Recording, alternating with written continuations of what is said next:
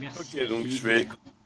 je vais démarrer. Donc là, l'objectif de cette présentation, c'est de parler de Bayesian Knowledge Tracing, mais comme le Bayesian Knowledge Tracing se base sur les réseaux bayésiens, je voulais en profiter pour faire on va dire une présentation rapide de ces modèles. Donc, pour commencer par un peu d'histoire, quand certains d'entre nous étaient jeunes, l'IA, c'était les systèmes experts, pour faire court, avec des connaissances décrites plutôt sous forme d'ensemble de règles logiques.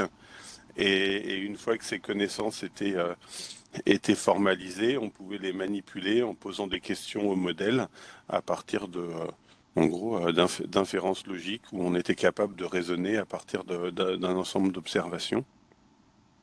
Et, euh, et dans les années 80, Julia Pearl, entre autres, s'est interrogée sur comment essayer de rajouter de l'incertain dans ces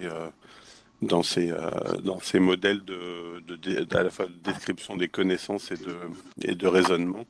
Et c'est ce qui a donné lieu progressivement à la définition des réseaux bayésiens avec des modèles qui ont émergé plutôt à la fin des années 80 et ensuite plein d'autres travaux qui ont amené en 2012 donc à une distinction là pour Julia Pearl qui était le fait de recevoir les Turing Awards. Donc qu'est-ce qu'un réseau bayésien? Un réseau bayésien, c'est un modèle graphique probabiliste. Et donc on en a un exemple ici à droite avec un exemple d'application très passionnant, un modèle où je peux m'interroger sur le fait de savoir si je vais me casser ou pas la jambe aujourd'hui. C'est très joyeux. Et, et donc, si on avait à discuter avec des experts, on pourrait savoir que pour se casser la jambe, ça va essentiellement dépendre du fait que je glisse dans la rue, que le fait de glisser dans la rue, ça s'explique généralement par le fait que le sol est mouillé, et donc la pluie, ou le fait que j'étais dans la lune. Et le fait que je sois assez inattentif, le fait que je sois dans la lune, ça peut aussi influer sur le fait que je vais oublier de partir avec mes papiers le matin. Et donc là, on voit que l'aspect graphique du réseau bayésien permet une description graphique des connaissances, une représentation intuitive. Quand on voit là le modèle, on est capable de le comprendre, de l'interpréter très facilement. Et dans certains contextes, là il faut mettre plein de petites étoiles, etc. Dans certains contextes, c'est des modèles qu'on peut aussi interpréter de manière causale. Et l'incertain, ben, la deuxième partie, un modèle graphique probabiliste, ben, on va rajouter un certain nombre de distributions de probabilité conditionnelles pour quantifier cet incertain. Donc déjà, par exemple, si je suis dans la Lune, ben, il est rare que j'oublie mes papiers. En gros, quand je suis dans la Lune, j'oublie mes papiers à peu près une fois sur 10. Donc si on regarde là la table de probabilité conditionnelle de papier oublié sachant inattention, on va effectivement bien voir que lorsque je suis dans la Lune, donc inattention... Ah ben j'ai inversé les colonnes, c'est original, c'est pas grave. C'était le une fois sur 10, il était là. Non, c'est si je ne suis pas, pardon, si je ne suis pas dans la Lune, donc inattention égale non, il y a effectivement une probabilité de 0,1 que j'oublie mes papiers. Par contre, si je suis dans la Lune, il y a une 3 chances sur 4 que j'oublie mes papiers. De la même manière, si j'ai, euh, on n'a jamais, on se casse pas la jambe si on glisse pas, donc la première colonne avec un 1 et un 0. Par contre, quand je glisse, il y a 9 chances sur 10 que je me casse pas non plus la jambe. Donc on voit ici qu'on représente cet incertain avec un ensemble de tables de probabilité conditionnelles pour être plus précis, sont les tables de probabilité ou les distributions de probabilité de chaque nœud du graphe, sachant ses parents. Si le modèle est construit, si on connaît le modèle, bah, à quoi on peut s'en servir? Bah, on va s'en servir pour lui poser des questions. Et la question la plus naïve, c'est sans rien connaître. Voilà, je me réveille ce matin, je connais rien de ma journée. eh ben, je peux interroger mon modèle, donc il va y avoir des mécanismes d'inférence probabiliste, et je vais pouvoir interroger les probabilités, obtenir les probabilités de chacune de mes variables. Donc si je connais rien de ma journée, je sais qu'il y a 40% de chances qu'il n'y ait pas de pluie, qu'il y a 80% de chances que je sois pas inattentif, qu'il y a 77% de chances que j'oublie pas mes papiers, etc. Et qu'il y a que 2% de chances, entre guillemets, de risque que je me casse une jambe. Et là, ce qu'on voit, c'est que un réseau bayésien, c'est un modèle qui n'a pas d'entrée et qui n'a pas de sortie. C'est un modèle où on décrit des connaissances et puis après on lui rend des observations et on l'interroge sur n'importe quelle autre variable. Donc dans certains cas, on peut être vraiment plus motivé par une variable particulière par rapport à certaines observations, mais il faut voir que le modèle en lui-même et les mécanismes de raisonnement sont beaucoup plus génériques que ça. Et donc voilà, un autre exemple de raisonnement un peu plus avancé. Voilà, aujourd'hui est un bon jour, je sais qu'il pleut pas, je sais qu'en plus, j'ai pas oublié mes papiers. Et donc, à partir de ça, ben, on peut mettre à jour utiliser les mêmes algorithmes de raisonnement d'inférence probabiliste pour mettre à jour le reste des probabilités des variables. Et donc, ben, le risque d'être dans la Lune est passé de 20% à 6%. Le risque de glisser est passé de 22 à 1%. Et le risque de jambes cassées a diminué jusqu'à quasiment 0%. Et donc là, on voit un autre aspect des réseaux bayésiens, c'est l'aspect raisonnement en présence de données incomplètes. Je ne suis pas obligé d'observer n-1 variable pour essayer de prédire, pour essayer d'estimer la dernière variable. Voilà, on observe ce qu'on veut ou ce qu'on peut et on interroge les autres variables. Voilà, autre exemple, aujourd'hui est un mauvais jour, il pleut et en plus j'ai oublié mes papiers. Et donc, ce qu'on voit bien, c'est comme j'ai oublié mes papiers, bah, ça augmente effectivement, ou c'est lié au fait que je suis probablement aujourd'hui plus inattentif. En plus, il pleut, donc ça va augmenter la probabilité que je glisse, qui va passer de 22 à 81%. Et donc, la probabilité de jambes cassées va passer de 2% à 8%. Voilà, donc, on voit comment on peut mettre à jour nos connaissances sur des variables non observées du modèle, sachant celles qui sont observées. Et voilà un autre exemple. J'ai glissé, qui est aussi voilà, un exemple qui permet de montrer un autre type de raisonnement. J'ai glissé et par contre, je sais qu'il ne pleut pas aujourd'hui. Ben, si j'ai glissé et que je sais qu'il pleut pas aujourd'hui, ben, typiquement, c'est forcément parce que j'étais inattentif. Il y a beaucoup plus de chances que ça soit lié à l'inattention. Donc le raisonnement probabiliste ne suit pas forcément le sens des flèches. Voilà, et on raisonne vraiment comme on veut dans ce graphe. Et donc là, on voit que ben, maintenant, si je suis sûr d'avoir glissé et qu'il pleuvait pas, déjà, il y a beaucoup plus de chances que j'ai été inattentif et donc que j'ai oublié mes papiers. Et il y a aussi beaucoup plus de chances, de risques qui passent à 10% que je me casse une jambe. Donc ça, c'était plutôt l'idée de dire j'ai un modèle et je l'interroge. Maintenant, on peut s'intéresser à la construction du modèle. Et donc, un avantage de cette représentation graphique, intuitive, etc., c'est qu'on peut construire un réseau bayésien même si on a très très peu de données, voire quasiment pas du tout de données, en formalisant les connaissances expertes du domaine. Donc voilà, il y a plein de techniques pour faire ça. On peut donc voilà, interagir avec l'expert pour construire le graphe. On peut identifier et liciter les différentes probabilités en utilisant un certain nombre de méthodes d'élicitation, là, comme celle qui est ici, où l'expert va placer des jetons pour identifier une distribution, ou celle où il va mettre des croix ici sur une échelle où on interroge sur le fait qu'un événement soit impossible, improbable, incertain, etc. Donc voilà, il y a plein de méthodes pour, en gros, essayer d'identifier des probabilités sans données. Et ensuite, bah, généralement, on va valider le modèle en, en illustrant le comportement du modèle dans des cas d'utilisation qui sont connus par l'expert, en lui disant, ben voilà, si tu te places dans ce contexte-là, tu t'attends à ce que le modèle y réponde quoi, et puis nous, on lui montre ce que répond le modèle en parallèle pour voir si ça marche ou si ça colle ou si ça colle pas. Ou si on a la chance d'avoir un tout petit peu de données, bah, c'est là qu'on peut les utiliser pour voir si le modèle qu'on a construit correspond à, à ces données. Si on a, si on a un peu plus de données, ben, si on a un peu plus de données, on peut continuer par construire le graphe par formalisation des connaissances expertes. Et on le verra là dans le domaine du Bayesian Knowledge Tracing, souvent les dépendances entre les variables, on n'a pas besoin de les découvrir à partir de données, on les connaît.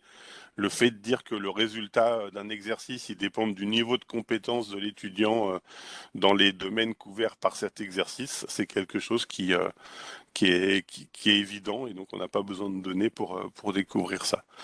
Et donc dans ce cas-là, si le graphe est déjà déterminé par expertise, ben, on va utiliser notre ensemble de données pour estimer les différentes tables de probabilité conditionnelle à partir d'approches statistiques standards. Et on peut faire ça aussi bien avec des données complètes où toutes les variables sont observées qu'avec des données incomplètes où certaines informations sont manquantes, soit partiellement, soit même totalement sur certaines variables. Et finalement, dans certains cas, on peut avoir un très grand nombre de données. Et si on a un très grand nombre de données, ben là, on a des approches d'apprentissage du graphe, de la structure du modèle à partir des données, qu'on peut combiner avec des connaissances expertes aussi pour aiguiller l'apprentissage du graphe. Et pareil, apprendre les probabilités associées à ce graphe aussi à partir des mêmes données.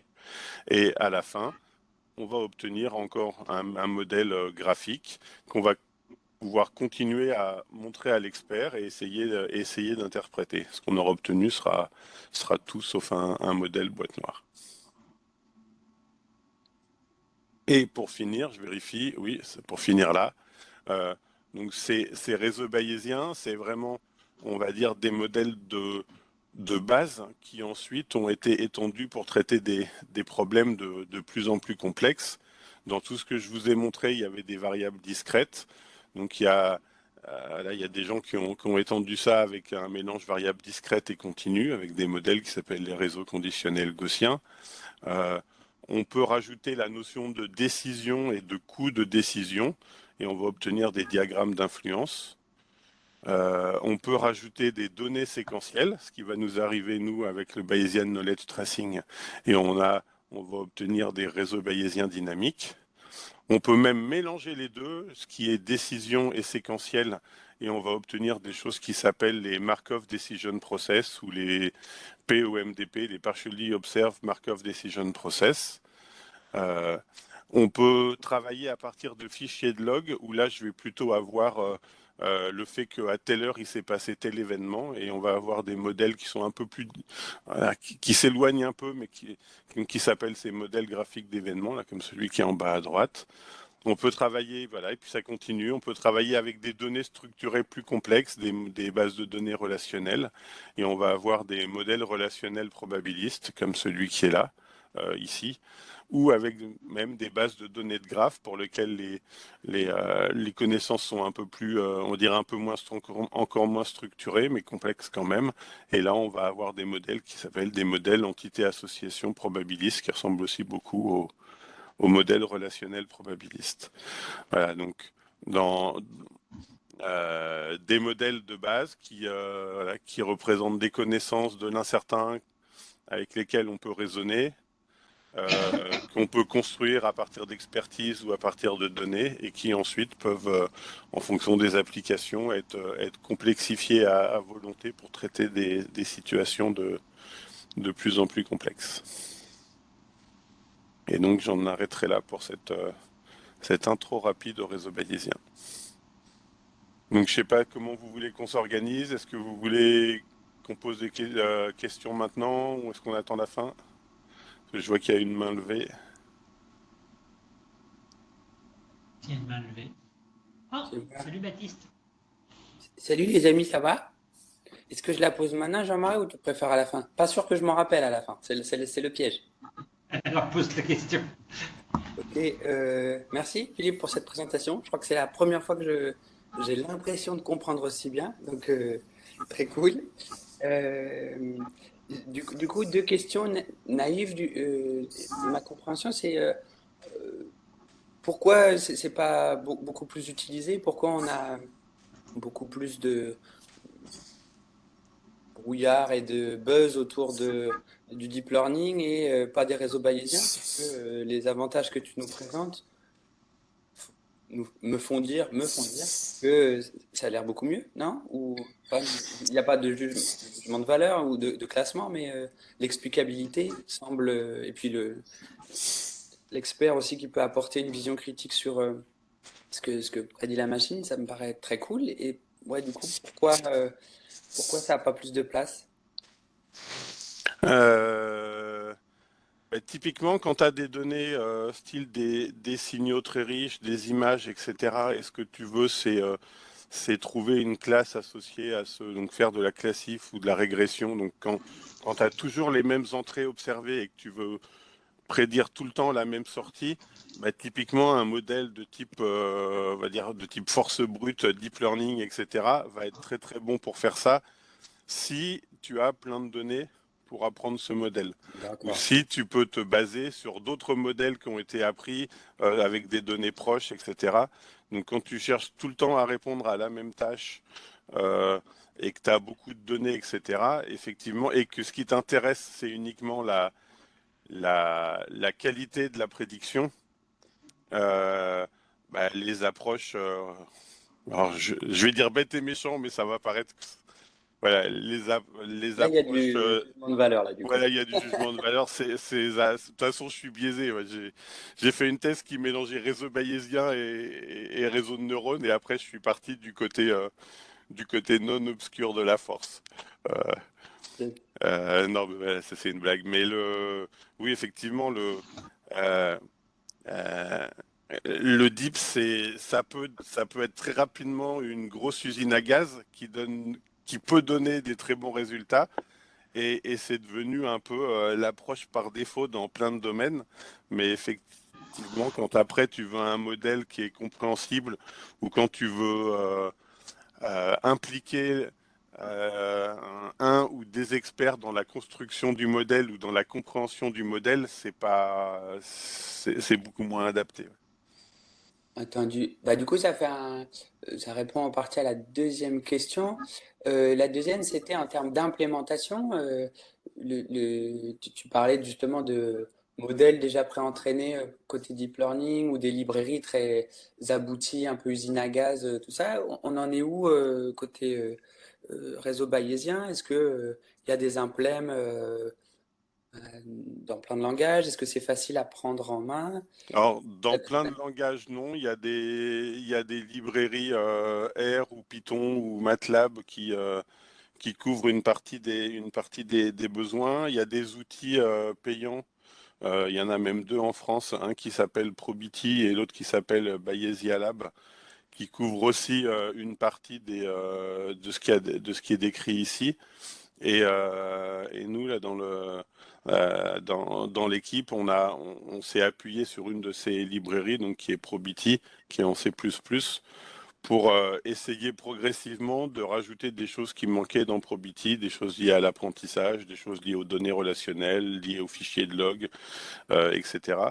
Mais il n'y a pas, effectivement, lorsqu'il y a 99,9% d'une certaine partie de la population de chercheurs qui font du deep, il y a le reste qui s'intéresse à d'autres modèles.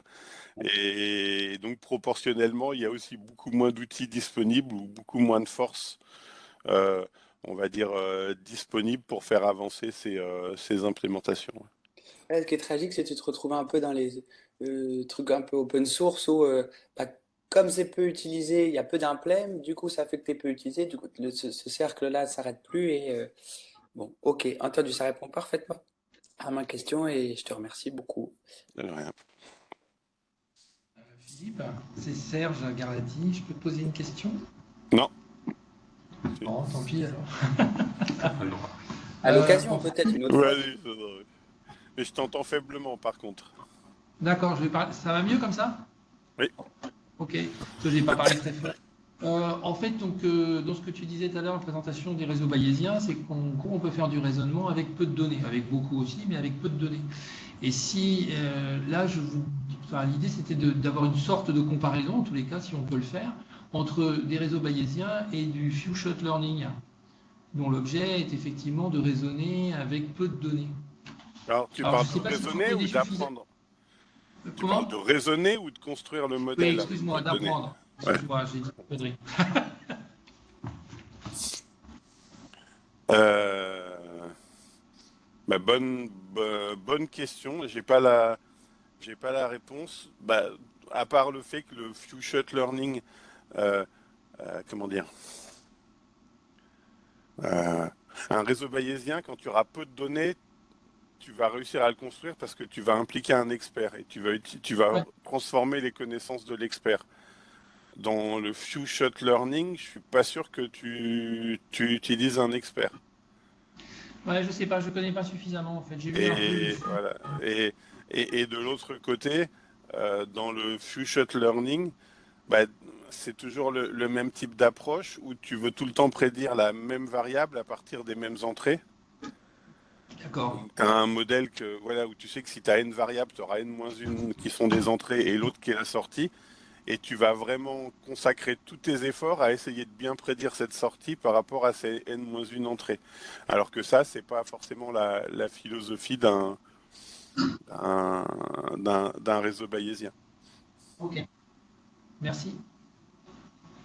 Est-ce que je peux rajouter quelque chose à propos de entre l'utilisation de réseaux bayésiens et de deep learning? Et tu me corrigeras Philippe si je me trompe. Le choix entre un réseau bayésien, enfin je dirais, entre un réseau bayésien et une approche deep learning, c'est plus en termes d'utilisation, c'est dans quel domaine? Si par exemple j'utilise des... Imaginons, je suis dans un domaine critique et mon but en fait c'est par exemple d'estimer des événements. C'est par exemple si le réacteur nucléaire il compte comparable. Imaginons un réacteur nucléaire qui va commencer à chauffer derrière, et moi je veux estimer, enfin je veux savoir pourquoi derrière. Si je prends en fait une approche de deep learning, le deep learning, lui, tout ce qu'il fait, c'est juste, il apprend sur le tas, il te donne une réponse, mais il t'explique pas pourquoi. Et c'est ça le vrai problème. Alors qu'une approche à la base de réseau bayésien dynamique ou à base de réseau bayésien de manière générale, c'est plus qu'on on est capable d'interroger les modèles. Donc on sait le pourquoi. C'est ça, je dirais que c'est plus ça la plus grande différence. Les modèles deep learning, ils sont plus boîte noire, alors que les réseaux bayésiens, on peut voir en fait ce qui se passe derrière. Oui, c'est ça. Et ensuite, les approches sont pas incompatibles dans des applications complexes. Tu pourras par exemple utiliser du deep pour traiter des images, traiter du son, etc. et calculer des indicateurs qui sont de plus haut niveau, qui te permettent de comprendre voilà, qui transforment des choses de bas niveau en, en des variables qui, elles, ont du sens pour toi. Et ensuite, la manière dont ces variables qui ont du sens pour toi vont interagir et vont te permettre de décider des choses ou de prédire certaines autres choses, ça, tu peux le faire. Donc, cette architecture de plus haut niveau, tu peux la faire avec un modèle graphique probabiliste comme les réseaux bayésiens pour avoir quelque chose qui, à ce niveau-là, sera plus compréhensible. Philippe, Oui. petite question d'Issam. Sur la qualité de construction d'un réseau bayésien. Alors, bon, soit on se base sur l'expert, mais souvent la modélisation de ce forme de graphe n'est qu'une représentation partielle du monde réel et de ce qu'on veut pouvoir estimer ou prédire. Et du coup, ma question, elle est par rapport à tout ce qui n'est pas modélisé. Typiquement, sur l'exemple que tu nous as montré, ben, il y a plein de facteurs qui peuvent rentrer en jeu pour qu'on se casse la jambe, mais qui ne sont pas modélisés parce que ben, soit on n'a pas de connaissances, soit parce qu'on ne veut pas complexifier la construction du réseau. Et du coup, la question, c'est sur l'évolutivité. Si jamais, à un moment donné, tu dis, bon, moi, j'ai de nouvelles connaissances, je veux enrichir mon réseau. Est-ce que je suis obligé de repartir de zéro pour construire? Ou est-ce que je peux dire, bah, j'enrichis mon modèle et puis il va se mettre à jour, il va réactualiser ses probabilités, ajouter peut-être des nouvelles colonnes dans différents nœuds. Comment on fait pour progresser ou faire évoluer un réseau? Et est-ce qu'il y a une taille limite où on dit, bah là, c'est déraisonnable, c'est pas la bonne technologie? Non, mais l'avantage d'un réseau bayésien, c'est que tu modélises un système complexe en plein de sous-modèles qui, eux, vont faire intervenir qu'un petit nombre de variables. Et ensuite, effectivement, j'essayais de retrouver on va prendre le modèle qui est là. Euh, donc là, typiquement, tu vois, je disais que le fait de se casser la jambe, ça dépend que du fait de glisser. Et je disais que bah, si on glisse pas, il n'y a aucune chance qu'on se casse la jambe. Maintenant, je pourrais rajouter un truc qui est de dire il y a d'autres causes inconnues qui font que je peux me casser la jambe. Et donc, il y aurait une probabilité ici non nulle que je me casse la jambe, même si j'ai pas glissé. Ça pourrait être une première chose. Ensuite, la chose suivante, c'est dire ben, si le fait de se casser la jambe, ça peut dépendre du fait de glisser, mais que ça peut dépendre d'un autre événement, ben, le fait de rajouter, alors, je ne sais pas si vous voyez ma souris. Oui. Voilà, le fait de rajouter une autre variable qui serait je sais pas quoi ici, qui serait l'autre cause de se casser la jambe, et de rajouter une flèche là, ça va me faire changer juste une toute petite partie de mon modèle, qui est de faire évoluer la table de probabilité de se casser la jambe, sachant ses causes possibles, sans me changer le reste du modèle.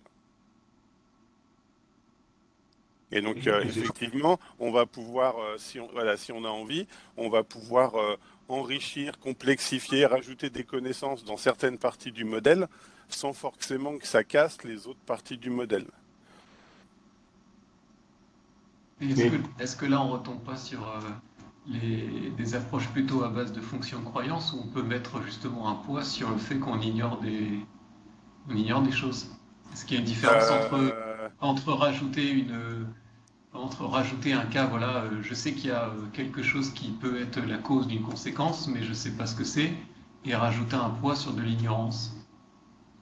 euh, Là, ici, l'incertain, alors, dans les réseaux bayésiens, l'incertain est représenté par des probas. Quand tu veux représenter l'incertain par des fonctions de croyance, il y a une extension des réseaux bayésiens qui fait ça, dont j'ai oublié le nom. J'ai travaillé un peu là-dessus avec des gens à Tunis. Mais ça donne des modèles qui sont, comment dire, qui sont beaucoup plus lourds à, À apprendre, ouais, qu'il faut à- apprendre sur. déjà à modéliser, à manipuler, etc. Toujours par le fait là, que dans ces fonctions de croyance, tu dois, alors j'ai oublié le nom, tu dois, au lieu de regarder ici, par exemple, la probabilité, sachant les valeurs on va dire, je vais prendre, tiens, juste, quand tu as une fonction de croyance, tu peux donner de l'information sur un sous-ensemble d'événements. Ouais, tu es obligé de mettre une masse sur toutes les Et combinaisons voilà, possibles. t'es obligé de mettre. Ça explose, ça explose souvent le modèle. Voilà. Donc pour garder un peu d'interprétabilité du modèle, c'est mieux de rajouter une case, voilà, j'ai une cause inconnue, mais qui peut influer. Voilà. Et là, il n'y aurait même pas à rajouter. Si c'est juste une cause inconnue, il y aurait juste à dire là dans cette colonne-là que j'ai pas un 1 et un 0, mais un epsilon, plutôt un 1 moins epsilon et un epsilon. Pour dire il y a une cause moins fréquente que la glissade qui pourrait faire aussi en sorte que je me casse la jambe. Mais là, elle est même pas, pour l'instant, elle est même pas rajoutée dans le modèle.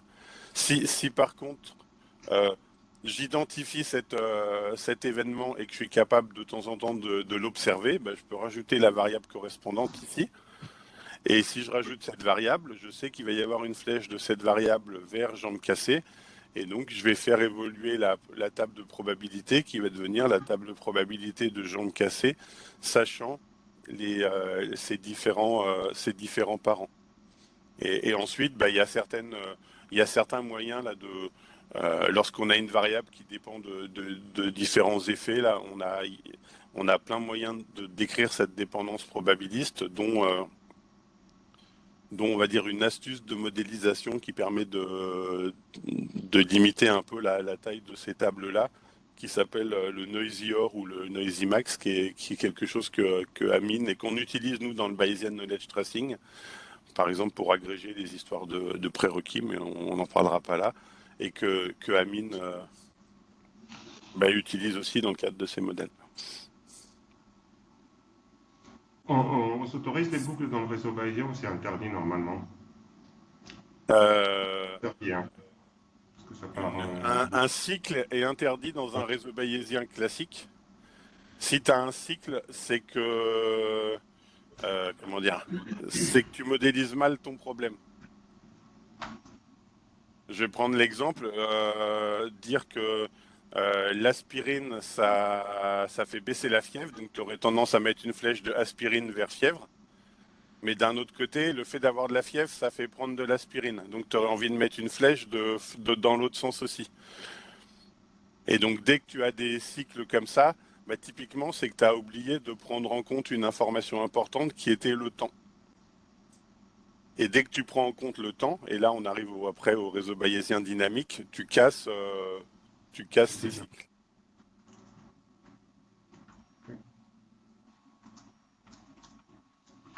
Est-ce que je peux poser une petite question? Pourquoi à un moment tu as mis beaucoup de parenthèses autour du fait que ça peut représenter des liens de causalité? Ça ne s'appelle pas aussi des graphes de causalité? Est-ce qu'il y a d'autres choses qu'on peut, ou alors des définitions un peu spécifiques de la causalité qui ne seraient pas prises en compte dans le cas des réseaux bayésiens? Il y a une première hypothèse qui est que lorsqu'on construit un modèle, si tu penses que tu connais vraiment toutes les variables, ce qui va s'appeler la suffisance causale, effectivement, tu peux commencer à interpréter ton modèle. Mais si tu as oublié certaines variables, bah toi, ce que tu vas découvrir, c'est des dépendances probabilistes, mais sans certaines variables intermédiaires, ce que tu pourrais interpréter et pas vraiment une causalité. Ensuite, il y a le fait que si, en raisonnant par causalité, on peut construire un modèle qui sera causal. Maintenant, si je l'apprends à partir, par exemple, le modèle qui est ici, si je l'apprends à partir de données, la flèche qui est ici, il pourrait me la trouver vers le haut ou vers le bas, ça ne changera pas les dépendances probabilistes qu'il y a dans le modèle. Donc cette relation-là, il ne sera pas capable de la trouver comme étant causale, mais s'il me l'oriente dans un sens ou dans l'autre, il ne faudrait pas que je tombe dans le piège de forcément vouloir l'interpréter sous forme causale. Et un exemple très simple que je prends là pour les histoires de suffisance causale, imagine que tu n'aies que deux variables. Alors je vais prendre l'exemple du côté Nantes, ça serait le niveau de la Loire et le nombre de parapluies dans Nantes. Si tu as des données sur ces deux variables, tu vas trouver qu'il y a une dépendance. Quand le niveau de la Loire il est bas, il n'y a pas grand monde avec un parapluie dans Nantes. Quand le niveau de la Loire il est haut, il y a beaucoup de gens qui ont un parapluie dans Nantes. Donc tu vas vouloir mettre une flèche dans un sens ou dans l'autre. Et ensuite, si tu cherches à interpréter ce modèle de manière causale, tu as un préfet qui va interdire les parapluies parce qu'il ne veut pas qu'il y ait d'inondation, ou l'inverse, où tu as les vendeurs de parapluies qui vont vouloir mettre de l'eau dans la Loire pour que les gens prennent des parapluies. Alors qu'en réalité, on voit bien qu'il y a une variable qu'on n'a pas observée, qu'on ne connaissait peut-être pas, qui était le fait qu'il pleuve, qui est la vraie cause cachée de ces deux événements qu'on observe. Donc voilà, c'est pour ça que l'interprétation du graphe qui aurait été appris à partir de données, l'interprétation causale du graphe est à prendre des fois avec beaucoup de pincettes. D'accord, donc dès qu'on perd un petit peu la pertinence causale dès qu'on apprend des données, quoi. Il faut être... Voilà, on peut en avoir une partie, et il y a des choses qui sont sympas, c'est que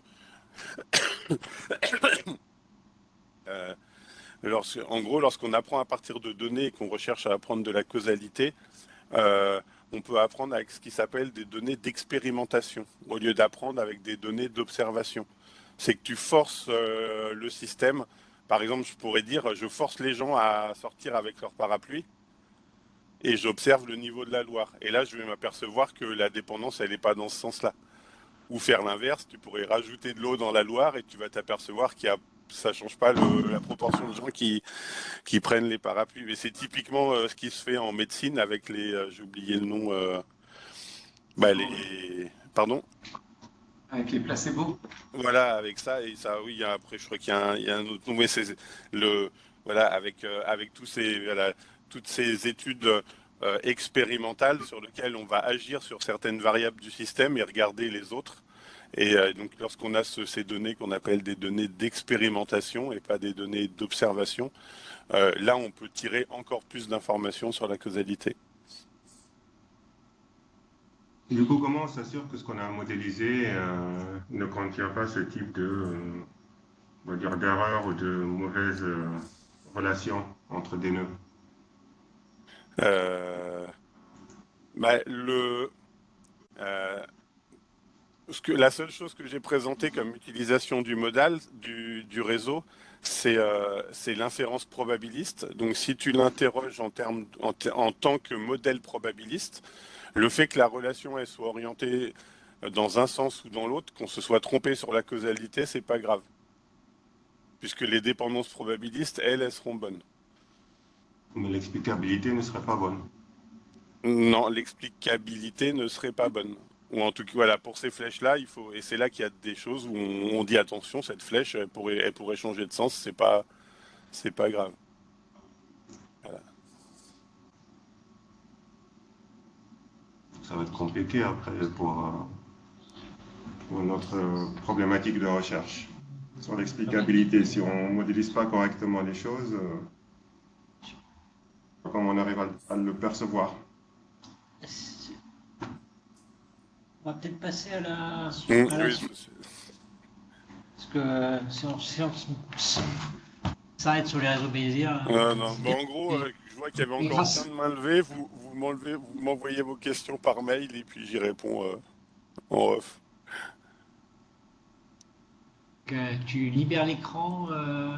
Monsieur. Je libère l'écran. Oui, Il y a hop, une c'est question? Ok. Ouais, c'était super, Philippe, en tout cas. Merci beaucoup, hein. pas de rien. Et donc, Quentin, si tu arrives à repartager ton écran, c'est le challenge. Ça devrait être bon. C'est bon. Ok. Donc déjà merci Philippe d'avoir débroussaillé les réseaux bayésiens parce que ça va m'économiser pas mal de temps sur ma présentation du coup. T'as Et déroulé le désolé. tapis. Pardon. Et t'as déroulé le tapis rouge. Exactement. Et désolé d'avoir débarqué pendant le copil Xscale. Je voulais faire des tests de caméra et de visio et je suis arrivé, il y avait plein de gens. Donc désolé à ceux qui étaient là. Donc moi je vais vous parler du coup du Bayesian Knowledge Tracing. Donc je vais commencer pour faire un tout petit glossaire parce que je risque d'utiliser des abréviations sans faire attention et pour pas que vous soyez perdus. Ensuite, on va parler donc du knowledge tracing, de ses principes, des principes ensuite du Bayesian knowledge tracing, des paramètres utilisés dans ces modèles. Ensuite, quelques variations en fait dans la construction des modèles de Bayesian knowledge tracing qui sont faits dans la littérature, quelques exemples d'utilisation du Bayesian knowledge tracing dans la littérature. Et après, on va vous montrer en fait un use case, un cas d'usage concret qu'on a développé. Donc, juste les petites abréviations, voilà, donc pour Knowledge Tracing, souvent vous allez voir écrit KT, Bayesian Knowledge Tracing, BKT. Un réseau bayésien, vous allez voir souvent BN, parce que c'est la version anglaise en fait, Bayesian Network. Et pareil pour les réseaux bayésiens dynamiques, vous allez voir DBN. Donc je m'excuse d'avance si j'utilise des abréviations sans faire attention, n'hésitez pas à me le rappeler. Donc dans le knowledge tracing, en fait, on va chercher à observer et à prédire l'acquisition des connaissances d'un étudiant tout au long de son apprentissage. Pour pouvoir faire ces observations et ces prédictions, on a besoin de deux prérequis. D'une part, d'être capable de formaliser, de hiérarchiser la connaissance du domaine en compétences. Et d'autre part, qu'on soit capable de structurer l'apprentissage. Si par exemple, une des compétences nécessite d'avoir une autre compétence a priori, il faut être capable de modéliser ça, enfin, de structurer du coup l'apprentissage de cette manière. Donc dans le Bayesian Knowledge Tracing, comme vous l'a dit rapidement Philippe tout à l'heure, on va en fait créer un modèle, enfin on va créer un modèle cognitif qui va correspondre donc à l'acquisition des compétences à l'aide donc de réseaux bayésiens dynamiques, d'où le fameux Bayesian Knowledge Tracing. Donc on va prédire en fait, on va chercher à prédire la performance d'un apprenant à un temps T à partir des résultats précédents, que ce soit des résultats d'exercices, des restitutions de cours, etc. Donc on a un petit exemple en bas, hein, typiquement on va se dire au temps précédent je maîtrisais moyennement la compétence, j'ai réussi l'exercice lié à cette compétence, du coup quel va être mon niveau de maîtrise actuel. Donc les données, les variables qu'on va utiliser, c'est un ensemble de variables soit binaires, donc exercice réussi raté, ou non, niveau faible, moyen, fort. Il y a plusieurs paramètres en fait dans le Bayesian Knowledge Tracing. On va dire qu'il y en a 4 principaux et un qui est parfois utilisé. Donc on a la probabilité d'avoir la maîtrise de la compétence avant même de commencer l'apprentissage. Ensuite, on a la proba que l'étudiant apprenne la compétence, la proba qu'il l'oublie, donc la proba P-forget. Celle-là, on la met parfois à 0, on la prend pas en considération. On a la probabilité de bien répondre alors qu'on n'a pas la connaissance, donc en fait on répond bien mais au hasard. Typiquement sur un QCM à 4 réponses, il a coché au hasard la bonne réponse. Et P-slip qui est la proba de mal répondre alors que la compétence est maîtrisée, donc une faute d'inattention. Donc pour mieux visualiser ça, des petits exemples avec des petits réseaux. Donc si on prend le cas 1 en bas à gauche, c'est lorsqu'on va passer en fait d'un niveau de maîtrise à un supérieur. Donc on passe là dans l'exemple de maîtrise faible à maîtrise forte, c'est ce qu'on va appeler P-learn. C'est la probabilité du coup d'apprendre la compétence. Dans le cas 2 à l'inverse, on va avoir le passage d'une maîtrise forte par exemple à une maîtrise faible, c'est le P-forget. Donc tout ça c'est représenté dans la table au-dessus, qui est donc l'état de la compétence en fonction de l'état précédent de la compétence. Donc, comme je disais tout à l'heure, en fait, P-forget, dans pas mal de papiers que j'ai lus en tout cas, il est souvent mis à 0. On considère en fait qu'une fois la compétence est acquise, on ne peut pas l'oublier. Ensuite, donc, on a également le cas d'une bonne réponse au hasard, c'est-à-dire que l'apprenant ne maîtrise pas la compétence, il a une maîtrise faible de la compétence, mais il donne une bonne réponse. C'est la proba qu'on va appeler P de guess, P-guess. Et à l'inverse, le cas de l'erreur d'inattention, donc lorsqu'on maîtrise bien la compétence et qu'on fournit une mauvaise réponse. Donc ça nous donne en fait une deuxième table qu'on voit en haut, qui est celle du résultat en fonction de l'état de la connaissance de l'apprenant sur la compétence. Donc ces valeurs sont faibles généralement, ce ne sont pas des grosses valeurs, hein, donc la diagonale en fait est celle qui a les valeurs les plus élevées. Dans la littérature, il y a plusieurs variations faites sur le Bayesian Knowledge Tracing. Pardos et Farnham, par exemple, font une estimation de P-guess et de P-slip qui est propre à chaque apprenant. Dans le cas actuel, en fait, le P-guess et le P-slip, il est sur la compétence, et là, ils le font propre à chaque apprenant.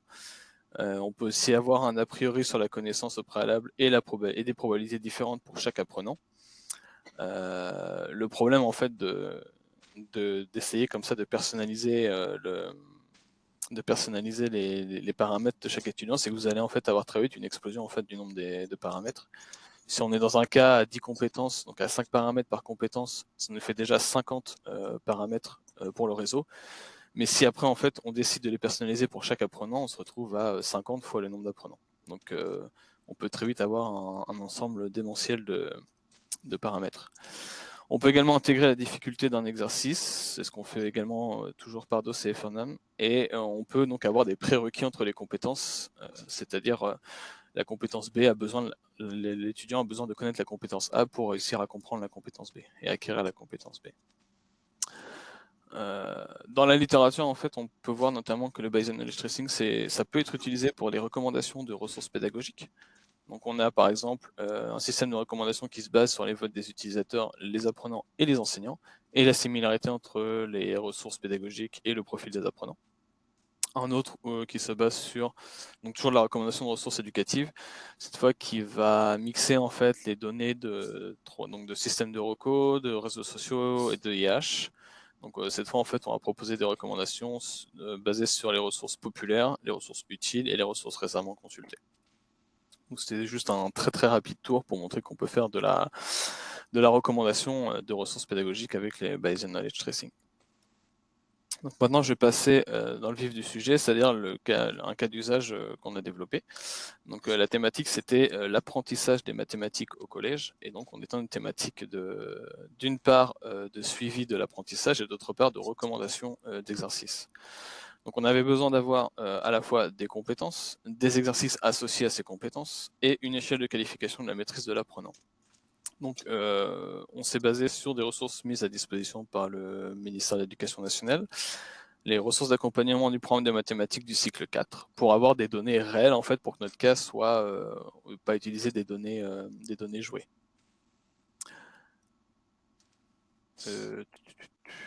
Excusez-moi, il y a une diapo qui s'est un petit peu Je reviendrai sur la diapo, parce qu'elles sont mélangées, désolé.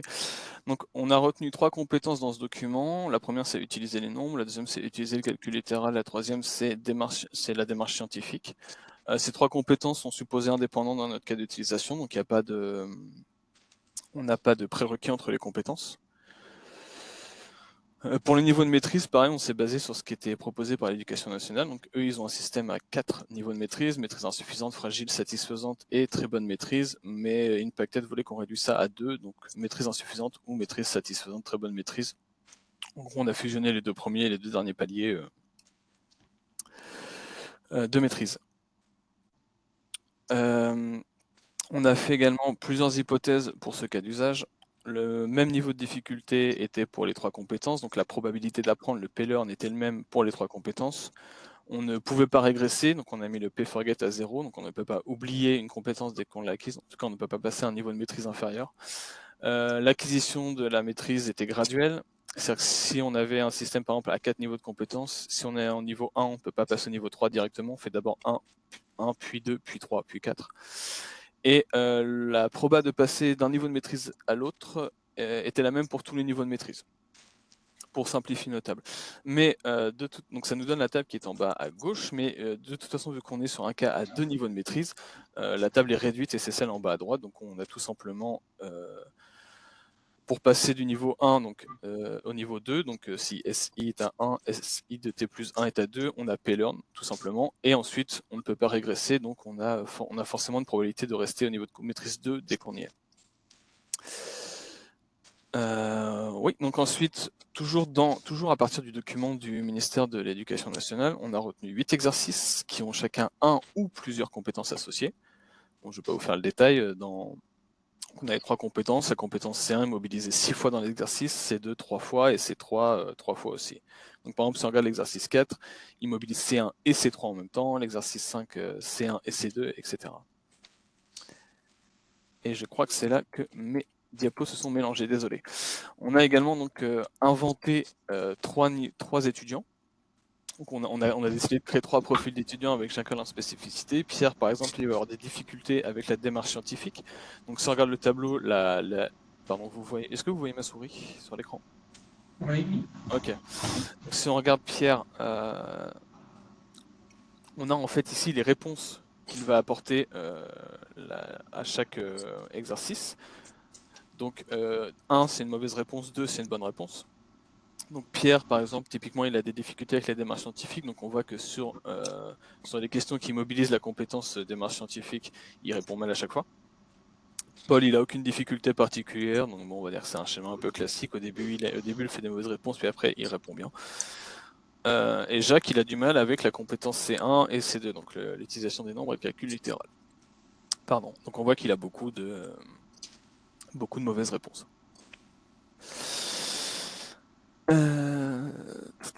Donc la probabilité de bien répondre à un exercice en fonction du niveau de l'apprenant, donc comme je vous l'ai montré tout à l'heure, on a PGuess, bonne réponse par chance, PS, erreur d'inattention. On se dit donc que moins un apprenant maîtrise une compétence, moins il a de chance de réussir l'exercice. Plus un apprenant maîtrise la compétence, moins il a de chance de se tromper. Et ce qui nous donne en fait une répartition des PGuess et des PSlip dans la table de probabilité qui va être décroissante ou croissante en fonction du cas.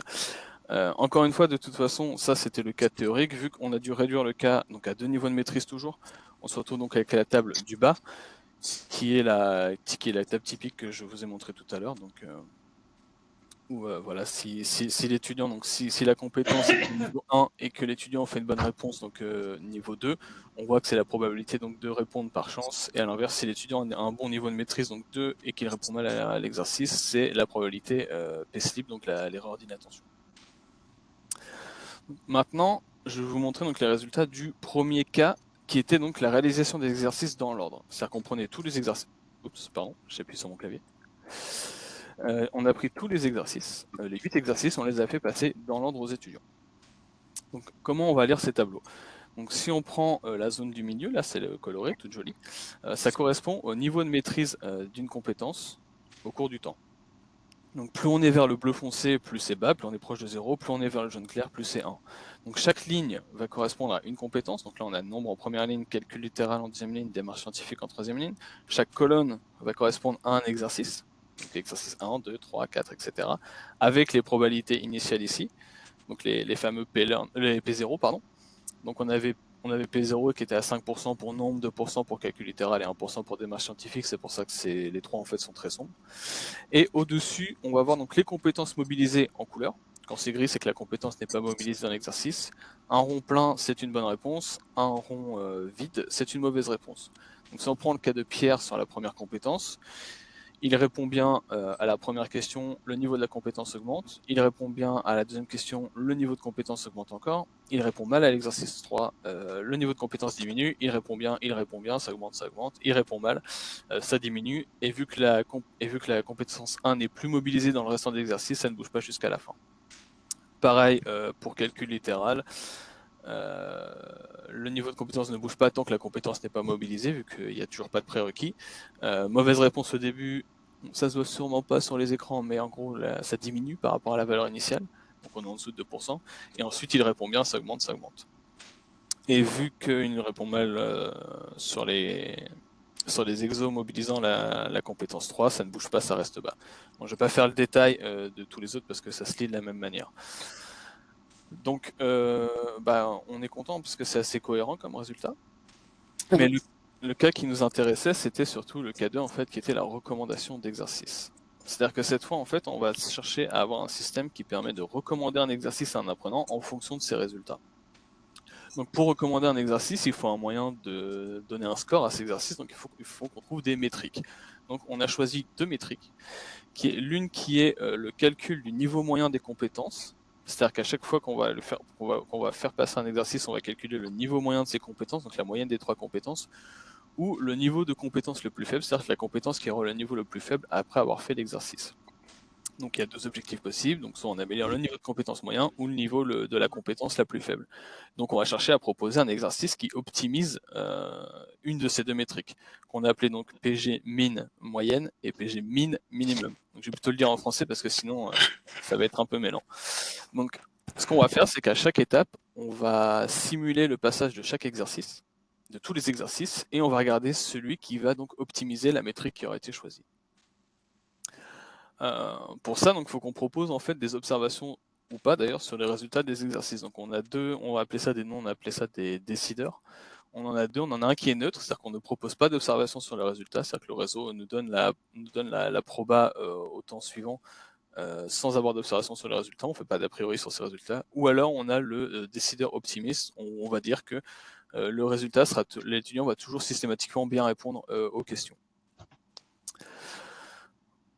Donc, encore un tableau à lire. Donc cette fois, sur la gauche, vous avez en fait la probabilité pour chaque compétence. Donc la première ligne correspond à T0, donc ce sont les probabilités initiales, les P0, donc 5%, 2%, 1%.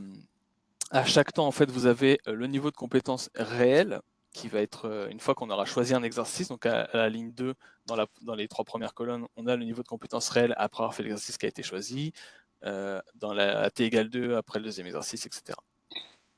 Au milieu, on a les valeurs donc des métriques qui ont été calculées sur chaque exercice. Donc, vous voyez que là, on a 8 exercices, on a 8 colonnes, et donc pour chaque colonne, on va avoir une valeur de la métrique choisie qui aura été calculée, et on va choisir donc celle qui maximise cette valeur. Ensuite, vous avez donc l'exercice qui a été choisi par le système dans la colonne en vert, exercice sélectionné. Et vous avez les réponses réelles de l'étudiant à l'exercice. Que je vous rappelle qu'en fait, le système, soit il ne fait pas d'observation, soit on ne lui donne pas d'observation sur les résultats, soit on lui dit il a bien répondu à chaque fois. Donc ici, on est sur PG moyenne avec un décideur neutre. Donc on ne présuppose pas du résultat de l'exercice recommandé.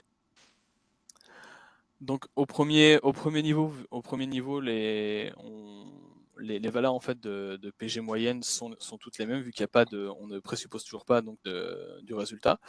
Ensuite, un exercice est choisi aléatoirement parmi vu que là on a les 8 exercices qui ont la même valeur, un exercice est choisi aléatoirement.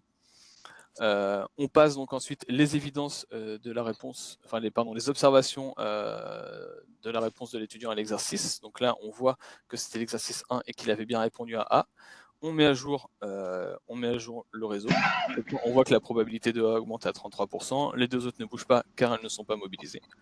On refait une passe où on calcule l'état moyen des compétences après chaque exercice. On voit que c'est l'exercice 7 cette fois, qui va donner la moyenne la plus élevée. Donc on le fait passer, sauf que cette fois, en observation, on a effectivement une mauvaise réponse de l'étudiant sur la compétence C et une bonne sur la réponse B. Donc ici, A ne bouge pas parce qu'elle n'est pas mobilisée, B va augmenter à 56%, mais C va diminuer à 0,6%, etc., etc. Donc en fait, le système est capable de donner une suite d'exercices en fonction de l'objectif qu'on s'est fixé. Ensuite, on a donc la même chose, cette fois avec PG minimum et un décideur optimiste. Donc, quand il va faire passer chaque exercice, on va considérer que les réponses sont toujours bonnes.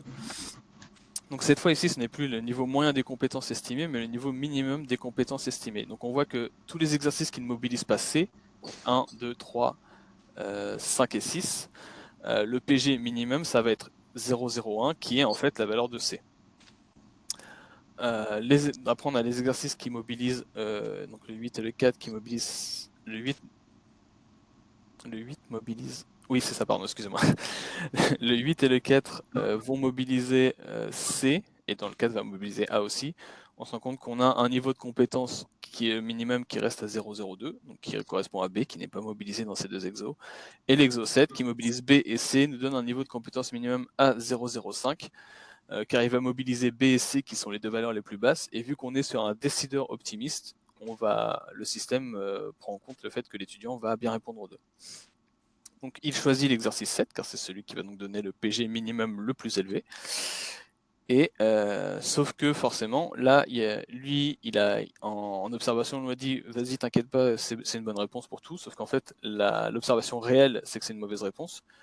Donc au final, on se retrouve avec un PG minimum qui n'est pas la valeur qui était prédite ici, mais bien 0,0006, parce que l'étudiant a mal répondu à C.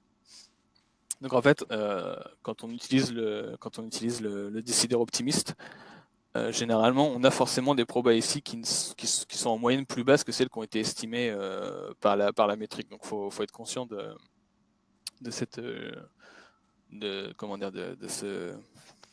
Je vais pas trouver mon mot, désolé, je vous laisse le trouver vous-même. De cette petite spécificité, voilà, les combinaisons de paramètres. Donc maintenant, je vais parler un peu donc des détails, enfin un peu d'implémentation, c'est-à-dire que pour créer en fait, pour faire du Bayesian Knowledge Tracing, on se base donc sur Pilgrim, qui est une bibliothèque développée en interne, qui elle-même est passée sur Probity, dont parlait Philippe tout à l'heure. Et en fait, nous, on est en train de faire donc une couche métier par-dessus Pilgrim pour faciliter la création de modèles de Bayesian Knowledge Tracing. Pour l'instant, on a implémenté l'ajout de compétences. On peut d'ailleurs modéliser la mobilisation ou non d'une compétence dans un exercice. L'ajout d'exercices et des résultats à ces exercices, pardon. Le choix et calcul de métriques, donc ce dont je viens de vous parler, et également le système de recommandation d'exercices. Alors c'est pas affiché ici parce que j'ai eu des résultats seulement il y a 2 jours, mais je crois qu'on est même pas mal au niveau de gestion des prérequis entre les étudiants et de l'ajout aussi du niveau de difficulté et de la vitesse de l'apprentissage. Donc j'ai pas encore analysé tous les résultats, donc je les ai pas mis ici parce que c'est pas encore, je suis pas sûr que ce soit fonctionnel. En tout cas, ça tourne bien, ça donne des résultats intéressants. Mais il faut encore que j'analyse les résultats et c'est pour très bientôt normalement. Et donc juste pour vous montrer un petit exemple de comment utiliser donc cette surcouche métier. Donc on va créer. Donc c'est du C++, désolé, la syntaxe c'est pas très joli. Donc on va créer d'abord un BKT modèle, donc qui est l'objet en fait pour créer un BKT. On va ensuite créer une échelle de maîtrise. Par défaut, c'est une échelle à 2 niveaux, donc ici on n'a pas spécifié les niveaux, mais vous pouvez spécifier autant de niveaux que vous voulez. On va créer ensuite donc nos compétences. Donc on a C1, le nom et l'échelle de maîtrise associée à la compétence. Donc là on a nos 3 compétences de tout à l'heure, nombre, calcul littéral, démarche scientifique. Ensuite, on va ajouter ces compétences dans le modèle.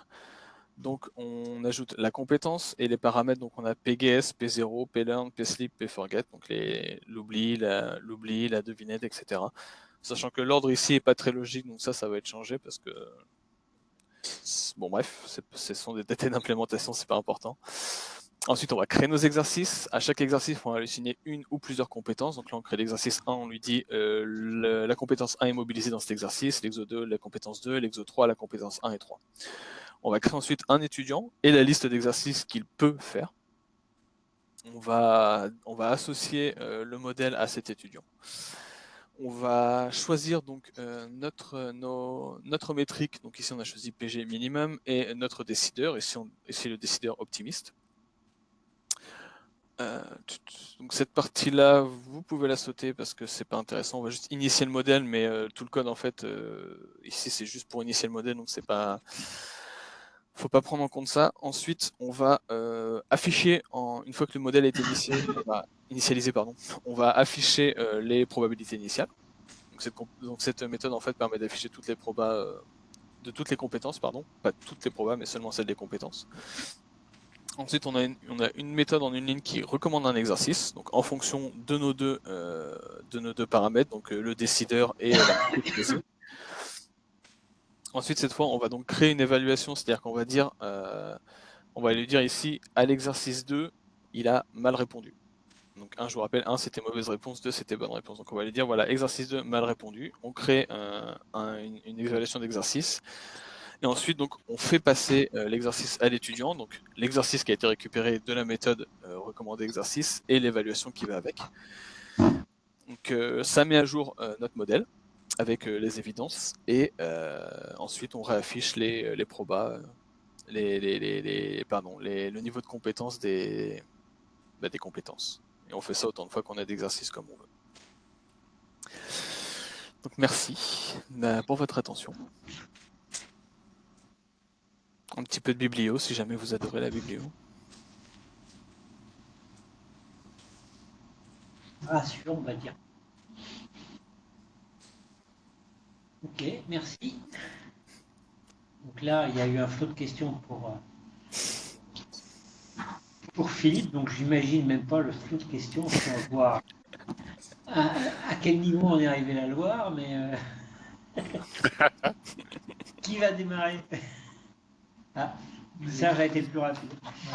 Donc Serge, alors une question, en fait tu as dit au début là, que finalement il y avait 4 niveaux qui étaient à considérer dans le modèle de l'éducation nationale et ça a été ramené dans ce cas d'usage à 2. Alors pour quelles raisons? Est-ce que c'est parce que finalement ce sont les 4 niveaux qui sont entre guillemets officiels mais qu'on n'est pas capable de les traiter, enfin de les traiter d'un point de vue humain je veux dire, ou d'autres raisons, je ne sais pas. Moi, de ce que j'en ai retenu, c'est que c'est c'est ce que voulait en fait le client de l'époque. Ouais, mais c'était pour simplifier, c'était clairement pour simplifier le cas d'utilisation. Voilà. Moi, à la base, je voulais décrire un cas d'utilisation qui était le plus réaliste possible, et quand on avait vu là, dans cette doc du ministère, eux avaient les maîtrises insuffisantes, fragiles, satisfaisantes et très bonnes maîtrises.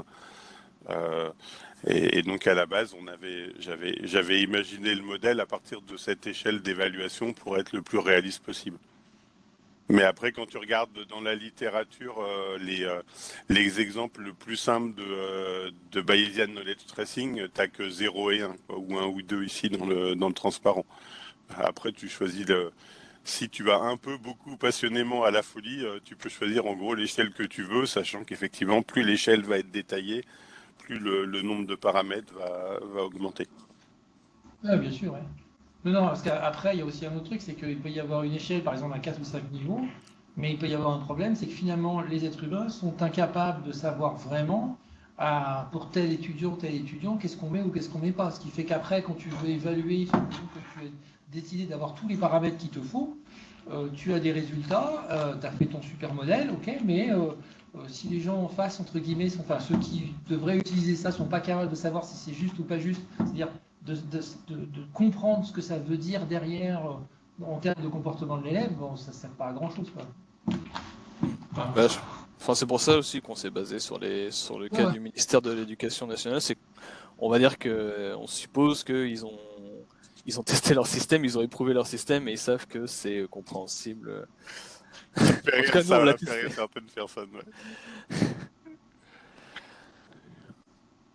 J'ai une question sur. Il y a une belle main de Baptiste. Ouais, il y a Baptiste qui a la main levée depuis. Vas-y. Je lève les deux même. C'est toujours ce même problème, si ça dure trop longtemps, après j'oublie la question. Ah, bon.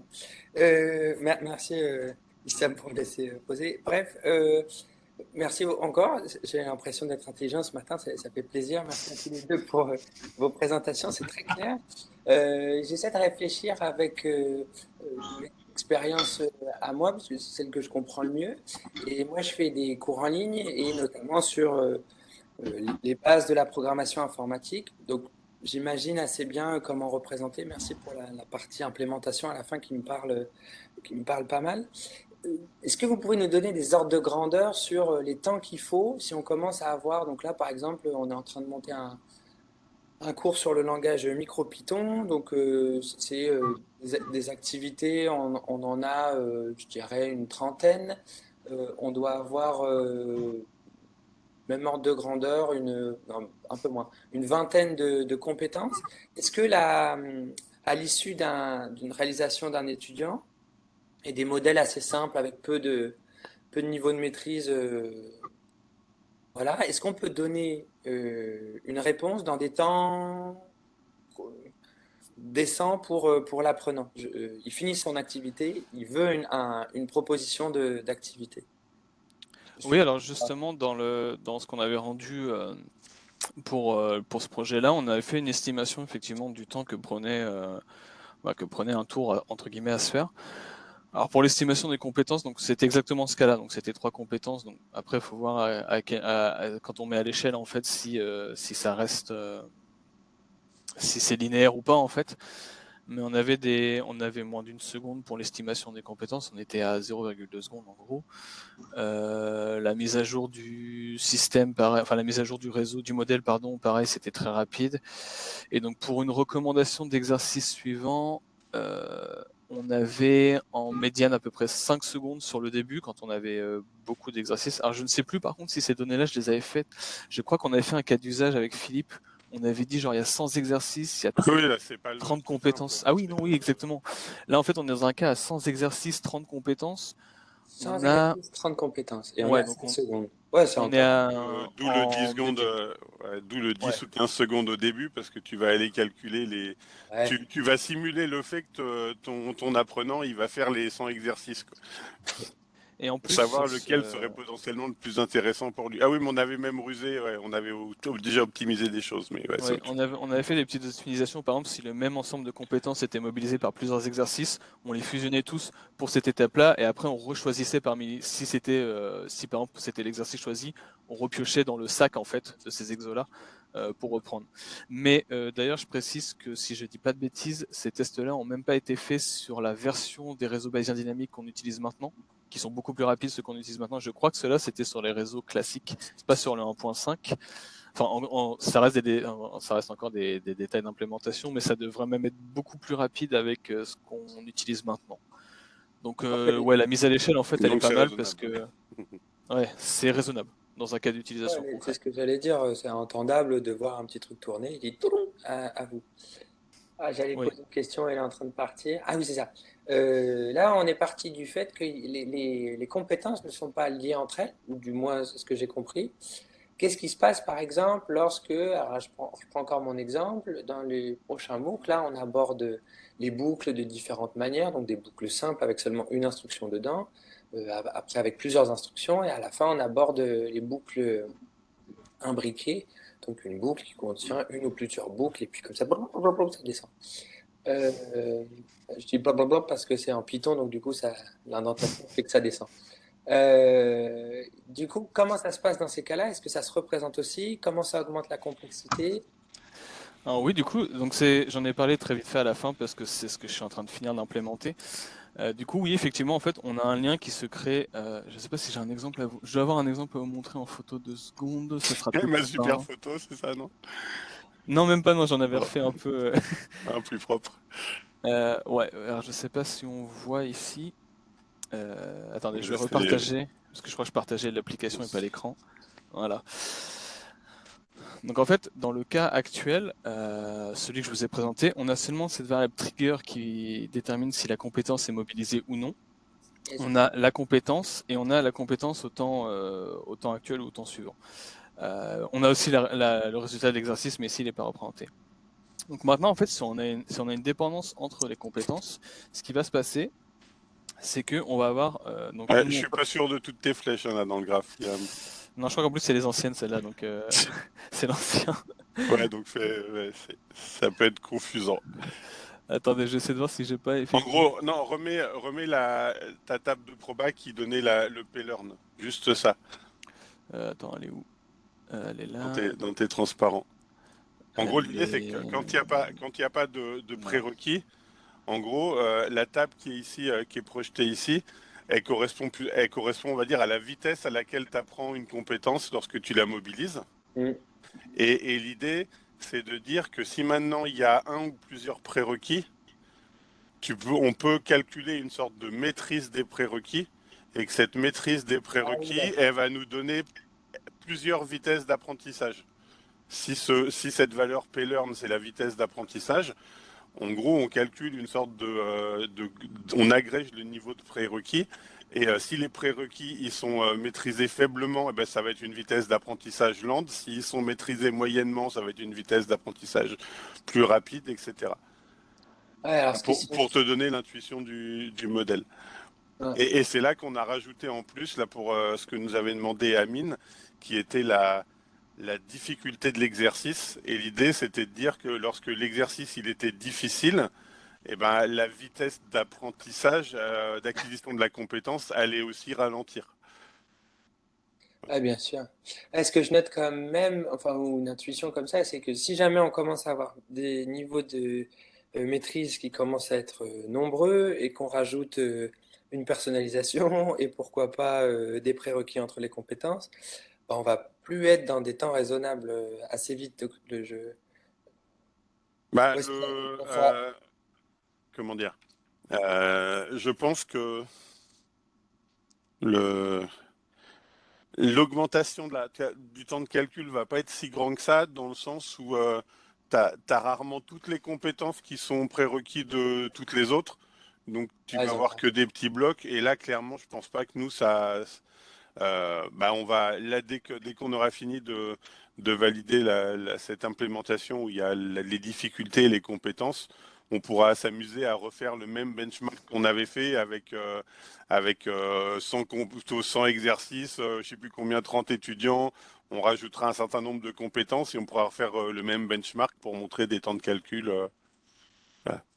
Ouais, j'entends. Puis il y a plein de moyens de simplifier ou d'optimiser. Là, je voyais dans votre truc de tout à l'heure où il y avait c'était les compétences sur les nombres et l'autre c'était sur le calcul linéaire. Bon, vous les avez décorrélés, enfin, ou par simplification ou j'en sais rien. Et ça, du coup, c'est vrai que on se doute que ça influe l'une sur l'autre peut-être, mais on peut les laisser comme ça euh, dans une version un peu basique, quoi. Je sais pas si c'est pas très compréhensible ce que je dis.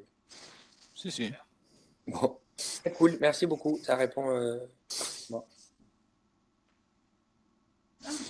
Moi, je m'interrogeais sur l'hypothèse qui disait que un étudiant n'oublie pas. C'est parce que le temps entre les exercices est très court ou qu'est-ce que justifie cette hypothèse-là pour simplifier la problématique? Mais je pense que ça correspond beaucoup à ce que tu dis, c'est le fait que lorsqu'on on utilise ce type de modèle, dans la manière dont c'est décrit dans les papiers, c'est que tu suis un apprenant, mais tu ne suis pas, c'est pas de la formation tout au long de la vie. Tu ne suis pas un apprenant de son CEP jusqu'à sa retraite pour savoir comment ça se passe. Tu le suis pendant une période assez courte qui sera, je sais pas, le semestre ou qui sera l'année, et tu considères que pendant qu'il est en train d'apprendre ces choses-là, il n'y a pas on va dire, de dégradation du phénomène d'apprentissage. Mais comme on le disait, ça peut être considéré comme le modèle de base. Et si on veut rajouter ce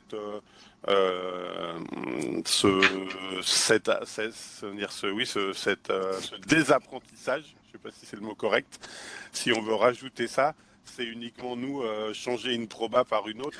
Le modèle, il n'y a rien d'autre qui change dans le modèle pour nous. Voilà. Ouais, parce qu'en fait, oui, c'est déjà implémenté, hein. C'est juste que nous, on la met à 0 à chaque fois parce que dans les cas d'usage qu'on a utilisés jusqu'à maintenant, on n'avait pas besoin de la mettre. Si on veut mettre une valeur, il n'y a aucun souci, le modèle il est prêt à prendre ça en compte. Il testait.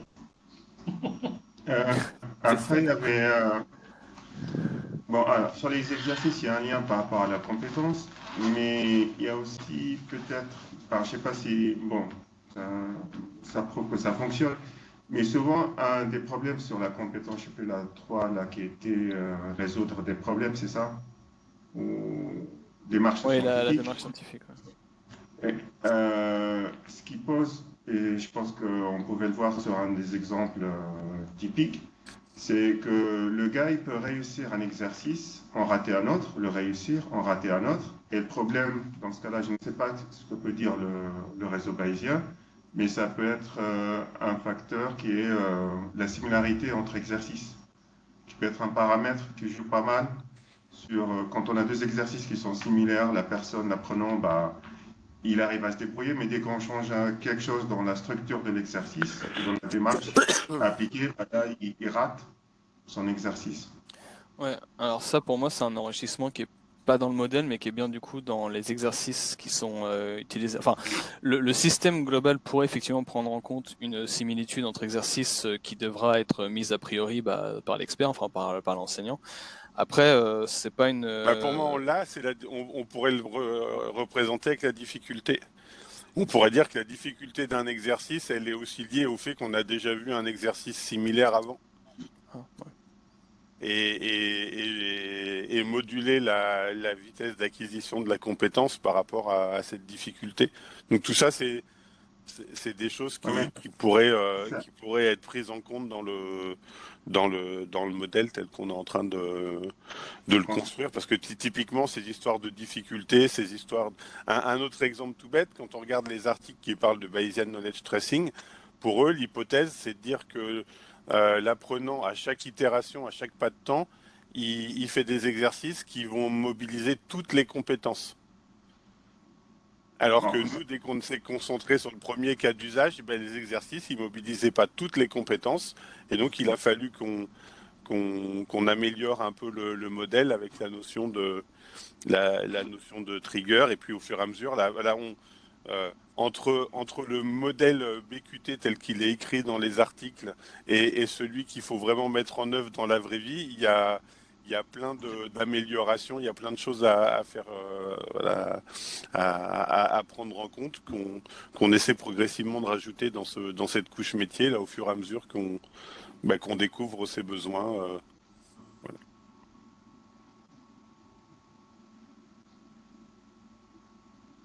J'ai une question sur les deux stratégies de recommandation que tu as présentées.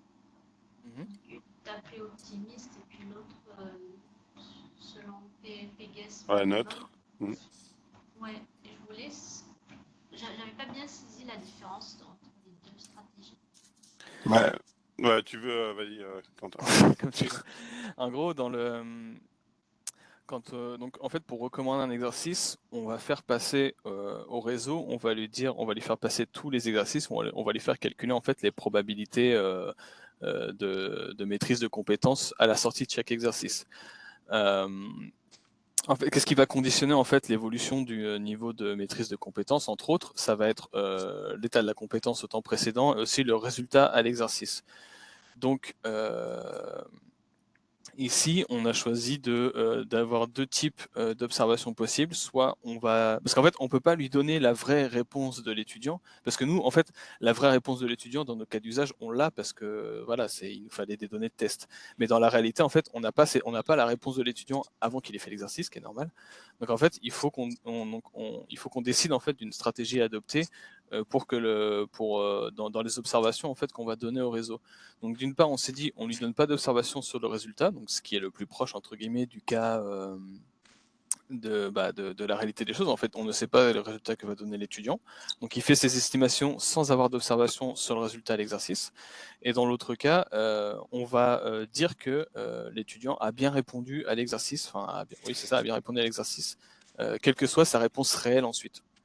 Et en fait, ça nous donne des estimations différentes sur les probabilités, à l'instant suivant. Je ne sais pas si j'ai bien répondu à la question. Plus ou moins. C'est pas grave. Dans tous les cas, ce qu'on cherche à optimiser, c'est le niveau de compétence de l'étudiant. Son niveau de compétence après avoir fait l'exercice que tu veux lui recommander. Tu veux lui recommander un exercice qui va améliorer ses compétences. Maintenant, il y a deux choses. Tu peux dire, est-ce que ça va améliorer ses compétences, mais sans que je sache s'il va réussir ou pas cet exercice? Et donc ça, c'est le décideur neutre. Et tu as le décideur optimiste qui est de dire, je vais essayer d'évaluer comment vont évoluer ses compétences s'il fait cet exercice et qu'en plus, je pense qu'il réussit cet exercice. Ça serait le décideur optimiste. Après, ça, c'est lié à plein de, c'est des critères décisionnels des politiques décisionnelles. T'as le décideur. Souvent, il y a aussi le décideur pessimiste. Le décideur optimiste, c'est dans le meilleur des cas. Demain, je pense qu'il va se passer telle chose, donc je vais choisir ça. Le décideur pessimiste, c'est celui qui va dire, je pense que ce qui va se passer. En gros, si je lui propose un exercice, je sais qu'il va le rater. Mais quel est le meilleur exercice qu'il faut que je lui propose pour bien qu'il progresse s'il ratait cet exercice? Ça serait le pessimiste, etc., etc. Pour qu'il continue à rater ou pour qu'il arrête de rater? Non, c'est en supposant qu'il rate. C'est pas pour qu'il rate. On ne sait pas ce qu'il va faire ou pas après lui. Et quel est le meilleur exercice? L'objectif, c'est pas qu'il réussisse ou qu'il rate. L'objectif, c'est qu'il augmente ses compétences. Et à propos, j'avais deux petites questions. Comment vous voyez l'interconnexion du réseau bayésien avec typiquement un système où il y aurait des exercices à réaliser sur une plateforme et que le résultat soit communiqué au réseau? J'ai réussi l'exercice ou j'ai pas réussi l'exercice, c'est l'enseignant qui renseigne ou on a la possibilité d'imaginer un système interconnecté direct? Nous, c'est à la rigueur, notre librairie, elle prend les infos qu'elle reçoit, qu'elles aient été rentrées à la main dans un fichier, etc. Tout ça, c'est pas développé pour l'instant. C'est pas, tout ça, c'est de la machinerie qu'on n'a pas développée et ça vient. Tout est faisable, quoi. Il n'y a pas de. Ouais, le système pourra très bien se débrouiller. Non, ma question elle est sur le fait que pour un exercice, c'est réussi ou pas réussi. C'est ça que vous voulez savoir. Mais tu veux dire toujours pour cette politique de recommandation? Oui, pour recommander les exercices. Parce que là, quand on veut recommander un exercice, on peut pas. En gros, si tu sais que l'étudiant il va le réussir, est-ce que tu vas lui recommander? Quand on recommande un exercice, on ne sait pas encore quel va être le résultat que l'étudiant va obtenir. Oui, mais à l'itération d'après. Oui, mais à l'itération d'après, il l'aura fait cet exercice, donc tu peux plus lui recommander. Je comprends pas le. Non, tu auras le résultat, mais tu vas lui recommander un autre exercice après. Oui, un autre exercice. Donc, tu auras le résultat de cet exercice que tu peux injecter dans le modèle. Oui, c'est ce qu'on fait. C'est ça, le résultat, c'est j'ai réussi ou pas réussi. Mais après, c'est comment on arrive à savoir, parce que j'ai réussi tel exercice, que c'est plutôt cette compétence qui a été améliorée ou non, ou cette compétence qui a un souci. Alors, nous, alors, ce qui est ambigu ici, c'est que on parle des résultats, pas du résultat de l'exercice. Et pour nous, on évalue chaque compétence dans un exercice. Et donc, on a un ensemble de résultats qui sont... on a fait cet exercice qui mobilisait les compétences 1 et 2. La compétence 1, je l'ai évaluée à tel niveau et la compétence 2 à tel niveau. Tu évalues pas l'exercice, tu évalues les compétences mises en œuvre dans l'exercice. Et ce sont deux évaluations différentes s'il y a deux compétences. Donc, tu ne peux pas savoir que, par exemple, j'ai raté cet exercice parce que j'ai fait une erreur de calcul. Typiquement, je me suis trompé sur le calcul, mais ma démarche scientifique est bonne. Imaginons que tu as proposé un exercice pour la démarche scientifique. Le gars, il a fait la Mais le démarche scientifique. Bayesian knowledge tracing, ça explique pas pourquoi tu rates. Oui, Ça prédit ton niveau de compétence suivant. Ok. Si tu veux répondre à cette question-là, il faut qu'on pose une autre question au modèle, mais ça, c'est pas un cas d'utilisation qu'on a décrit là, dans ces Ce transparents. réseau-là. Voilà. Ok.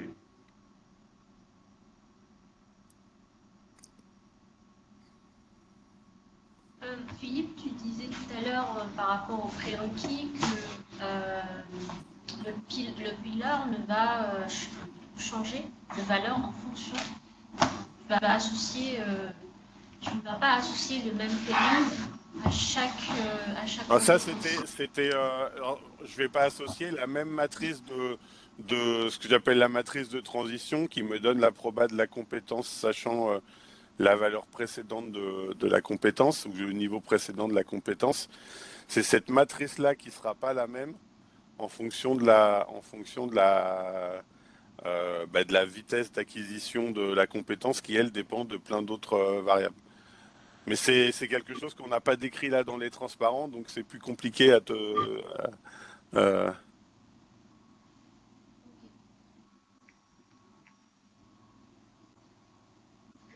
Mais oui, l'idée, c'est effectivement de dire que en gros, la matrice qu'on voit là, d'acquisition de la compétence, c'est une matrice qui pourrait correspondre à un niveau moyen de maîtrise des prérequis.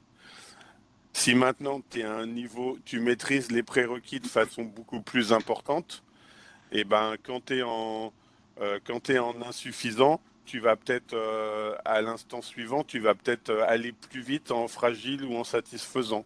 Ou lorsque tu es en fragile, tu iras peut-être plus vite en satisfaisant, et lorsque tu es en satisfaisant, tu iras peut-être plus vite en très bonne maîtrise. Tout ça parce que tu maîtrises plus les prérequis. Si par contre tu maîtrises moins les prérequis, bah, c'est comme si les probas qui étaient là est remonté vers les lignes de... C'était plus compliqué de passer de insuffisant à fragile ou de fragile à satisfaisant, etc. Et donc ça impacte en fait la valeur du PL, mais ça n'impacte pas la structure du réseau bayésien. Moi, je Non, voyais ça. oui, ça impacte juste la forme de la table qui est là. Euh, D'accord. Donc et ce ça, n'est pas. c'est des choses qu'on a déjà, qu'on a déjà imaginées, mais qui sont pas là décrites dans les transparents. J'essaie de voir si on a non, je suis pas sûr qu'on ait une trace écrite. Putain, une trace propre de ces. Propre, non. J'ai des tableaux, mais j'ai pas de. Je crois pas avoir le document qui formalise tout ça de notre côté. Je regarde, mais. Mais comme on n'était pas sûr d'avoir les résultats associés à ces histoires de prérequis et de vitesse d'apprentissage, on n'a pas fait les slides pour les présenter. Intuitivement, comme ça, on a l'impression que c'est une variable qui va exister dans le réseau. Et du coup, pourquoi c'est pas une variable? Pourquoi tu l'as choisi plutôt de la mettre comme ça dans les valeurs? Non, c'est bien. Il y aura bien une variable. Il y a bien une variable qui va s'appeler vitesse d'acquisition de la compétence. D'accord. Et au lieu d'avoir la probabilité de la compétence à l'instant t plus 1, sachant seulement le niveau de compétence à l'instant t, tu vas avoir la proba de la compétence à l'instant t plus 1, sachant la maîtrise à l'instant t et la vitesse d'acquisition de cette compétence. Ah, donc là, c'est... Attends. Oui, c'est ça. Ça va être ce qu'il y a ici en rouge. Tu vas avoir la vitesse à l'instant... le niveau de maîtrise à l'instant t qui va dépendre de t-1 à gauche et de la vitesse d'apprentissage, pareil, de cette compétence. Et lorsque tu as comme ça une proba conditionnelle de S de t sachant deux variables, ça revient à dire que pour chacune des vitesses d'apprentissage, tu vas avoir une matrice S de t sachant S de t-1.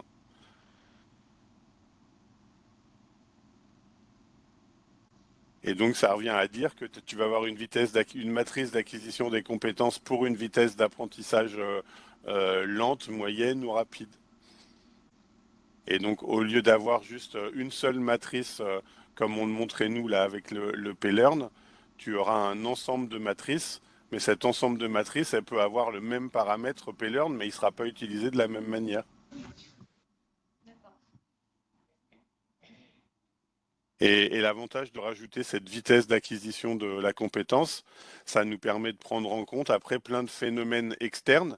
La vitesse d'acquisition de la compétence, elle dépend de la maîtrise des prérequis, c'est le Y.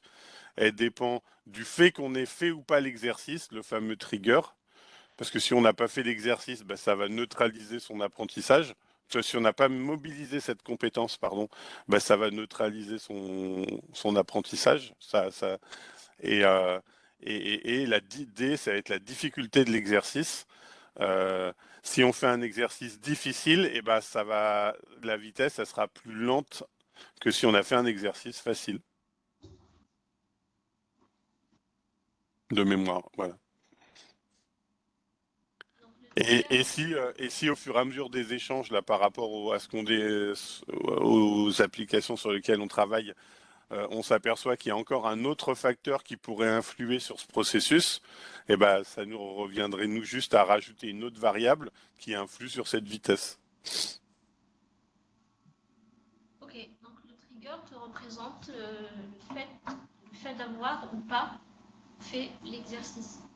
Non, pas le fait que cet exercice, il ait mobilisé cette compétence. Ok. Parce que dans le modèle de base, où tu as l'équivalent d'une chaîne de Markov, à chaque itération, tu continues à apprendre. Et ça, c'est l'hypothèse qui était de dire que les compétences, elles étaient mises en œuvre à chaque instant. Maintenant, s'il y a une compétence qui n'est pas mise en œuvre, il faudrait que le niveau de compétence à l'instant T, il ne change pas par rapport à celui de T-1. Et en gros, on ne peut être capable d'apprendre une compétence que si on la met en œuvre. Si on la prend pas, on peut pas la mettre en œuvre, quoi. On peut pas je suis perdu. On peut pas le. Si on la met pas en œuvre, on peut pas l'apprendre. Plutôt.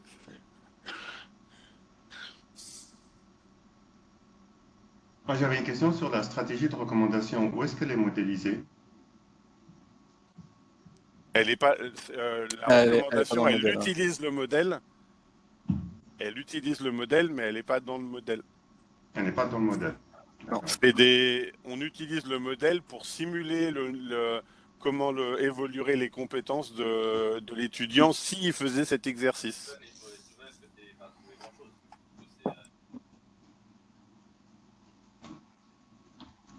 J'ai une petite question sur les prérequis, si j'ai bien compris.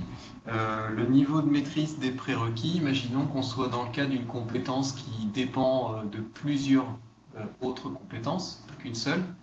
Le niveau de maîtrise, c'est bien une agrégation du niveau de maîtrise individuel on n'est pas capable de modéliser dans ce modèle le fait que si je maîtrise plus telle sous-compétence qui est un prérequis, ça aura telle influence. Là, on est vraiment sur une modélisation par agrégation des prérequis. Alors, il va y avoir une agrégation, mais pour chacune de ces... C'est un truc sur lequel on a travaillé juste hier en fin de journée avec Amine. Dans cette agrégation, on va pouvoir prendre en compte le fait que... et on pourra décrire le fait que certains prérequis aideront plus que d'autres.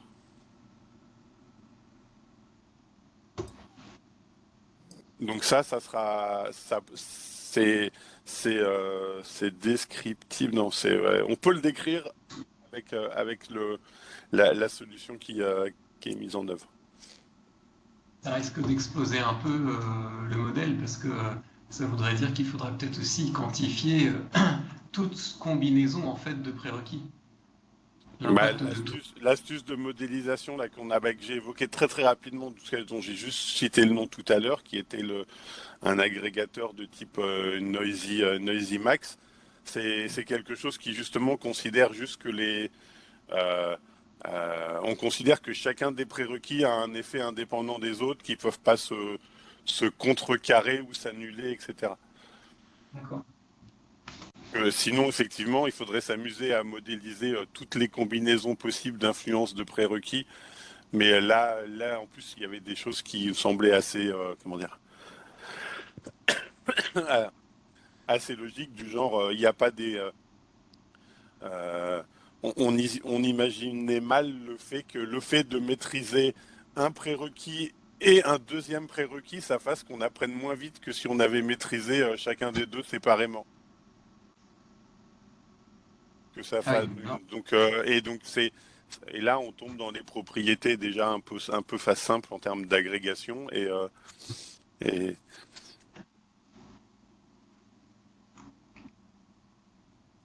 et un modèle de ce type-là, voilà, on est donc capable de décrire un à n prérequis sans vraiment trop, voilà, sans avoir à gérer toutes ces combinaisons. Et en restant un peu interprétable. Mm. Et j'avais une petite question, alors c'est peut-être un peu compulsif hein, d'essayer de rajouter un peu d'imprécision dans les modèles, mais par rapport à ce que la question de Serge et le fait d'être passé d'une échelle à 4 niveaux de maîtrise à 2, ça reste entièrement strict, quoi. C'est soit je suis dans l'un, soit je suis dans l'autre. Pareil pour le niveau de réussite d'un exercice, c'est soit j'ai réussi, soit j'ai pas réussi.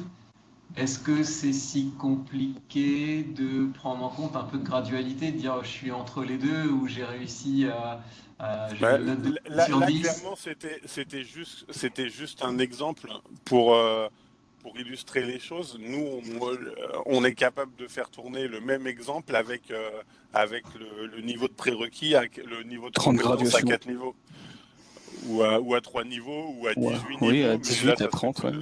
ça serait plus réaliste, ça serait pas réaliste du tout. Mais voilà, c'était vraiment juste un exemple pour. Voilà.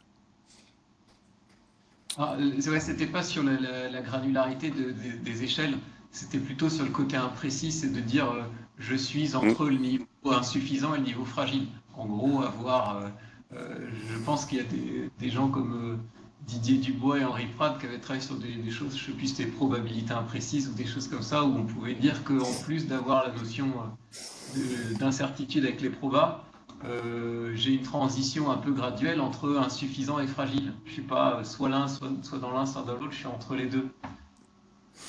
Oui, bah là, on va se rapprocher qu'avec ces probas imprécises, on va se rapprocher des autres cadres de l'incertain et on sort Ouais. effectivement juste du probabiliste. Et autant c'est facile à prendre en compte sur, on va dire, sur des exemples simples, autant incorporer ça ici dans des gros modèles probabilistes, ça explose tout, quoi, souvent. Ah, mais ça peut être, parce que là justement on comprend bien la simplification avec les deux niveaux de maîtrise, Mhm. mais pouvoir dire je suis entre les deux niveaux de maîtrise, quoi. Mais Au lieu- même si on a deux niveaux de maîtrise, le modèle, il nous donne les probas. Hmm. Il Ouais, donnerait. on n'a pas une valeur absolue. Voilà, il dit, voilà, ouais. Il nous dit pas je suis au niveau de maîtrise 1, il dit je suis au niveau de maîtrise 1 avec une proba de 0,8. Ce qui est différent, c'est que je suis à peu près dans le niveau 1 avec tel niveau Oui, oui. d'incertitude. Mm. Oui, mais ce qu'on peut pas représenter juste avec les probas, Ouais. effectivement. Et juste dernière petite question. Alors, je pense que je sais pas si c'est hyper intéressant le côté de la recommandation avec les deux niveaux, la stratégie, celle qui me permet de gagner le plus en moyenne sur les compétences ou celle la plus fragile. Et est-ce qu'il y aurait un moyen alors peut-être pas dans le modèle actuel, mais de regarder que les travaux qui ont été faits sur les alors, je cherche le mot en français, positive counter example, c'est en fait en gros vous essayez de chercher les exemples qui vont influencer le plus le modèle, enfin modifier le plus le modèle. Mais il y a eu pas mal est-ce que ça pourrait être intéressant, surtout dans un cadre d'apprentissage, de voir, ok, c'est ce qui va me faire le plus gagner en compétences, mais le gap est tellement grand que ça risque de décourager mon apprenant.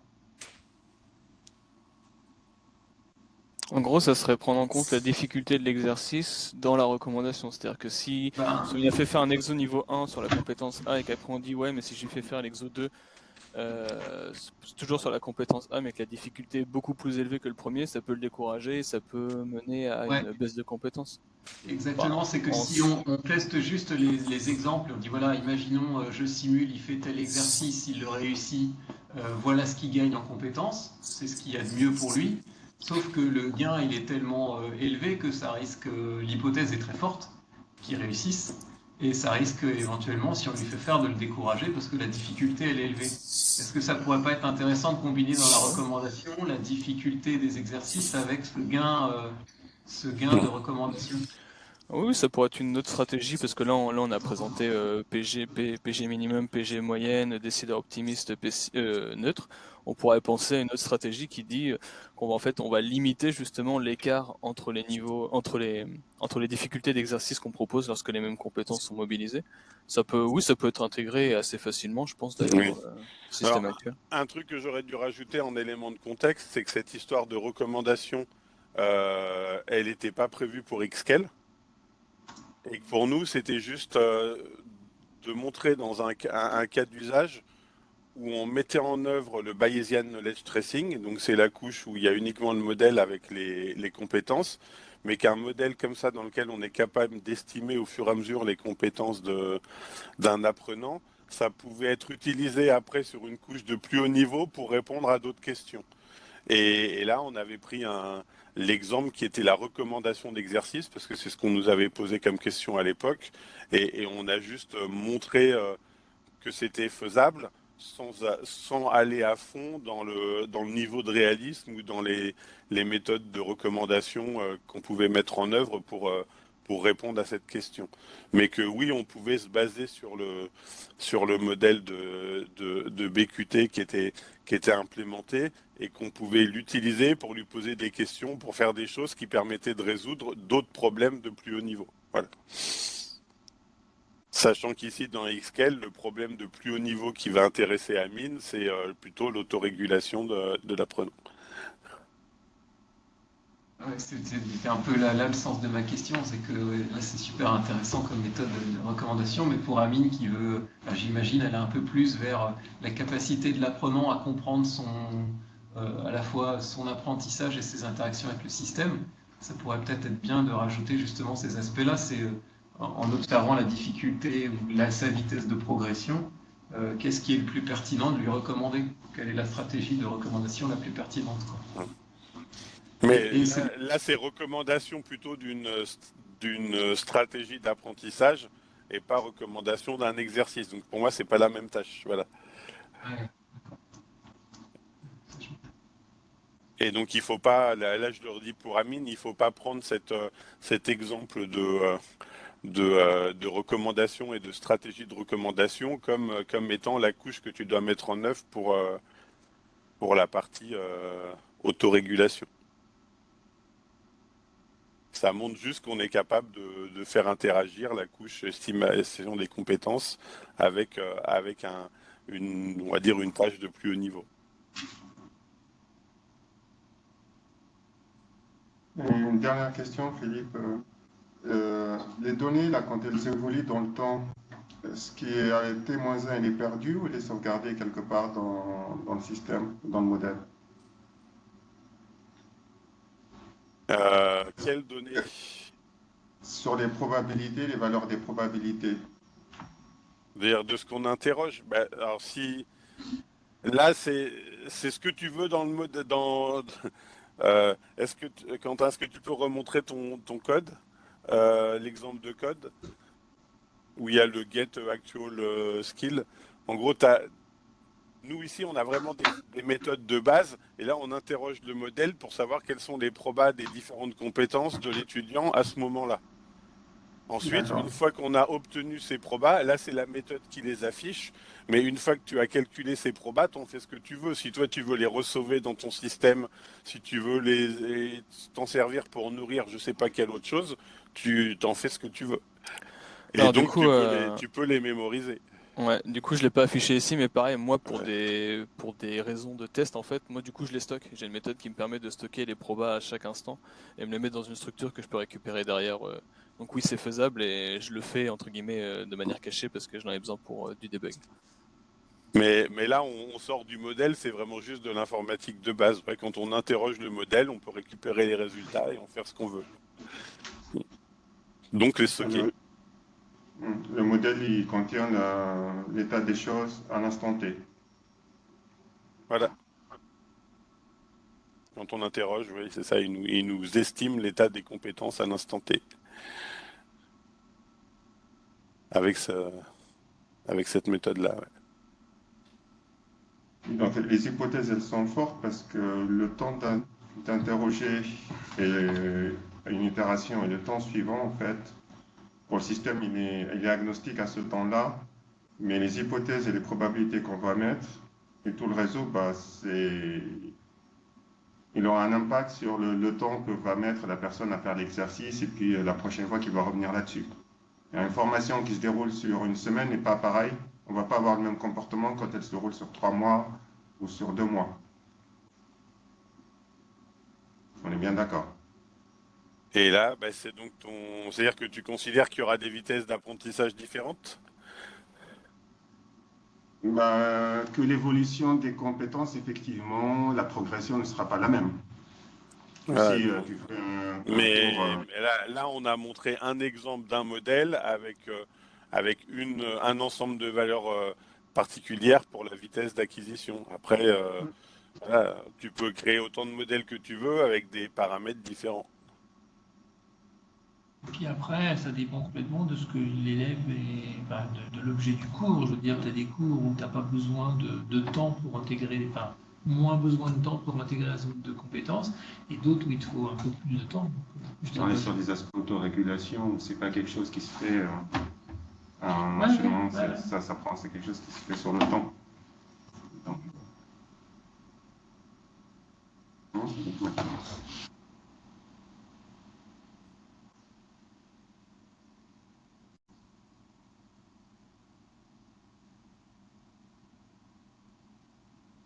Et 11h40. C'est le timing. On a le temps pour poser une dernière question.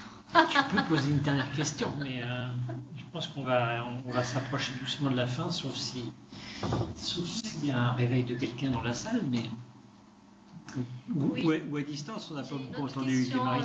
hélas, mais c'est la dernière, je vous promets. Au tout début, Philippe disait que tu voyais l'autorégulation comme un autre modèle qui est peut-être indépendant de ce modèle BKT. Moi, dans mon esprit, je voyais... Alors, pas indépendant. C'est un ouais, modèle qui va se baser sur les. C'est un modèle qui, lorsqu'il aura besoin de savoir quelles sont les compétences de l'apprenant, bah, va utiliser celui-là pour obtenir les réponses. donc, si on arrivait à tracer le réseau bayésien que vous êtes en train de finaliser avec les vitesses d'acquisition, prérequis, difficultés, on pourrait ajouter une autre variable, par exemple celle qu'on a identifiée sur la recherche d'aide ou la stratégie de recherche d'aide, qui ferait partie intégrante du réseau bayésien final, ultime, on va dire, quand on cherche à faire. Est-ce que tu le vois comme ça ou est-ce que tu vois juste... Ça peut être fait de plusieurs manières différentes. Ça peut être soit un très très gros réseau bayésien dynamique, soit ça peut être un autre modèle qui, à un certain moment, va avoir besoin de connaître à chaque instant le niveau de compétence de l'étudiant et qui va aller interroger ce modèle-là. Voilà, le couple. Je fais aucun a priori sur le couplage entre les deux niveaux, entre les compétences et l'autorégulation. Est-ce que ça va être un unique modèle où on va complexifier le BQT et rajouter, créer un très très gros réseau bayésien avec l'autorégulation, ou est-ce que ça va être un autre modèle qui va aller chercher les infos du premier? Je fais pas d'a priori pour l'instant par rapport à ça. La réponse va plutôt dépendre des besoins, de comment on va. J'ai pas de.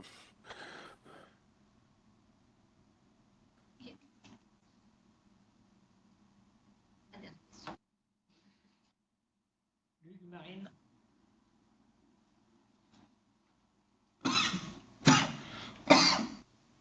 Enfin, cette partie-là, elle est passionnante, hein, donc merci beaucoup, mais pour nous, c'est vraiment trop technique. Donc j'avais des questions pour Philippe, mais comme on a été muselé tout à l'heure, je lui ai posé mes 2 questions par écrit.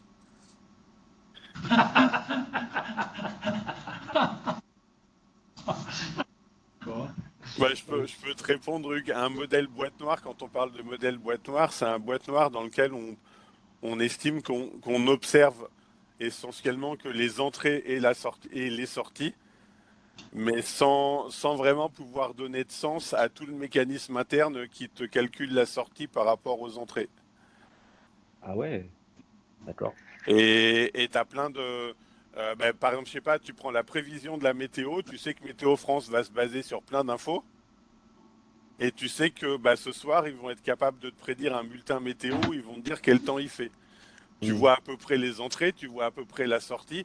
Par contre, est-ce que tu es capable de visualiser et de comprendre tout le mécanisme interne qui va t'amener à la prédiction par rapport à tout ce qui a été observé? Mais ça, vous pouvez pas le voir, vous, en tant qu'informaticien, puisque c'est vous qui êtes à l'origine de la programmation. Euh, bah, Typiquement, là, les modèles deep learning dont on parlait, c'est des modèles qui rapidement peuvent avoir des milliers, voire des millions de sous-composants, de paramètres, de machins, etc. Et Ah c'est oui, humainement très très compliqué à comprendre. d'accord. Ok, Et il très peut y bien. avoir un gap entre les différents éléments qui permettent à l'algorithme de faire son calcul et en avoir une compréhension, un sens par rapport à la réalité. Ça, Et, c'est. Ah ouais, d'où l'utilisation du terme boîte noire. Très Ouais. bien.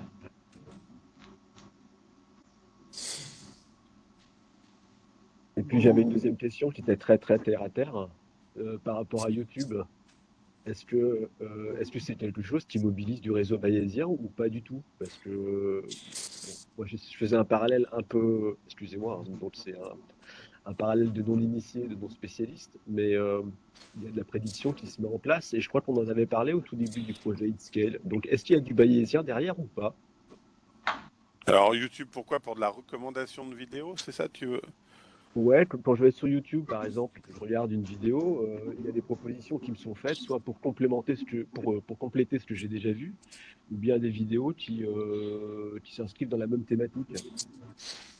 Donc, de manière générale, quand on est dans le domaine ou des systèmes de recommandation, quel que soit le système de recommandation, il y a des dizaines de méthodes.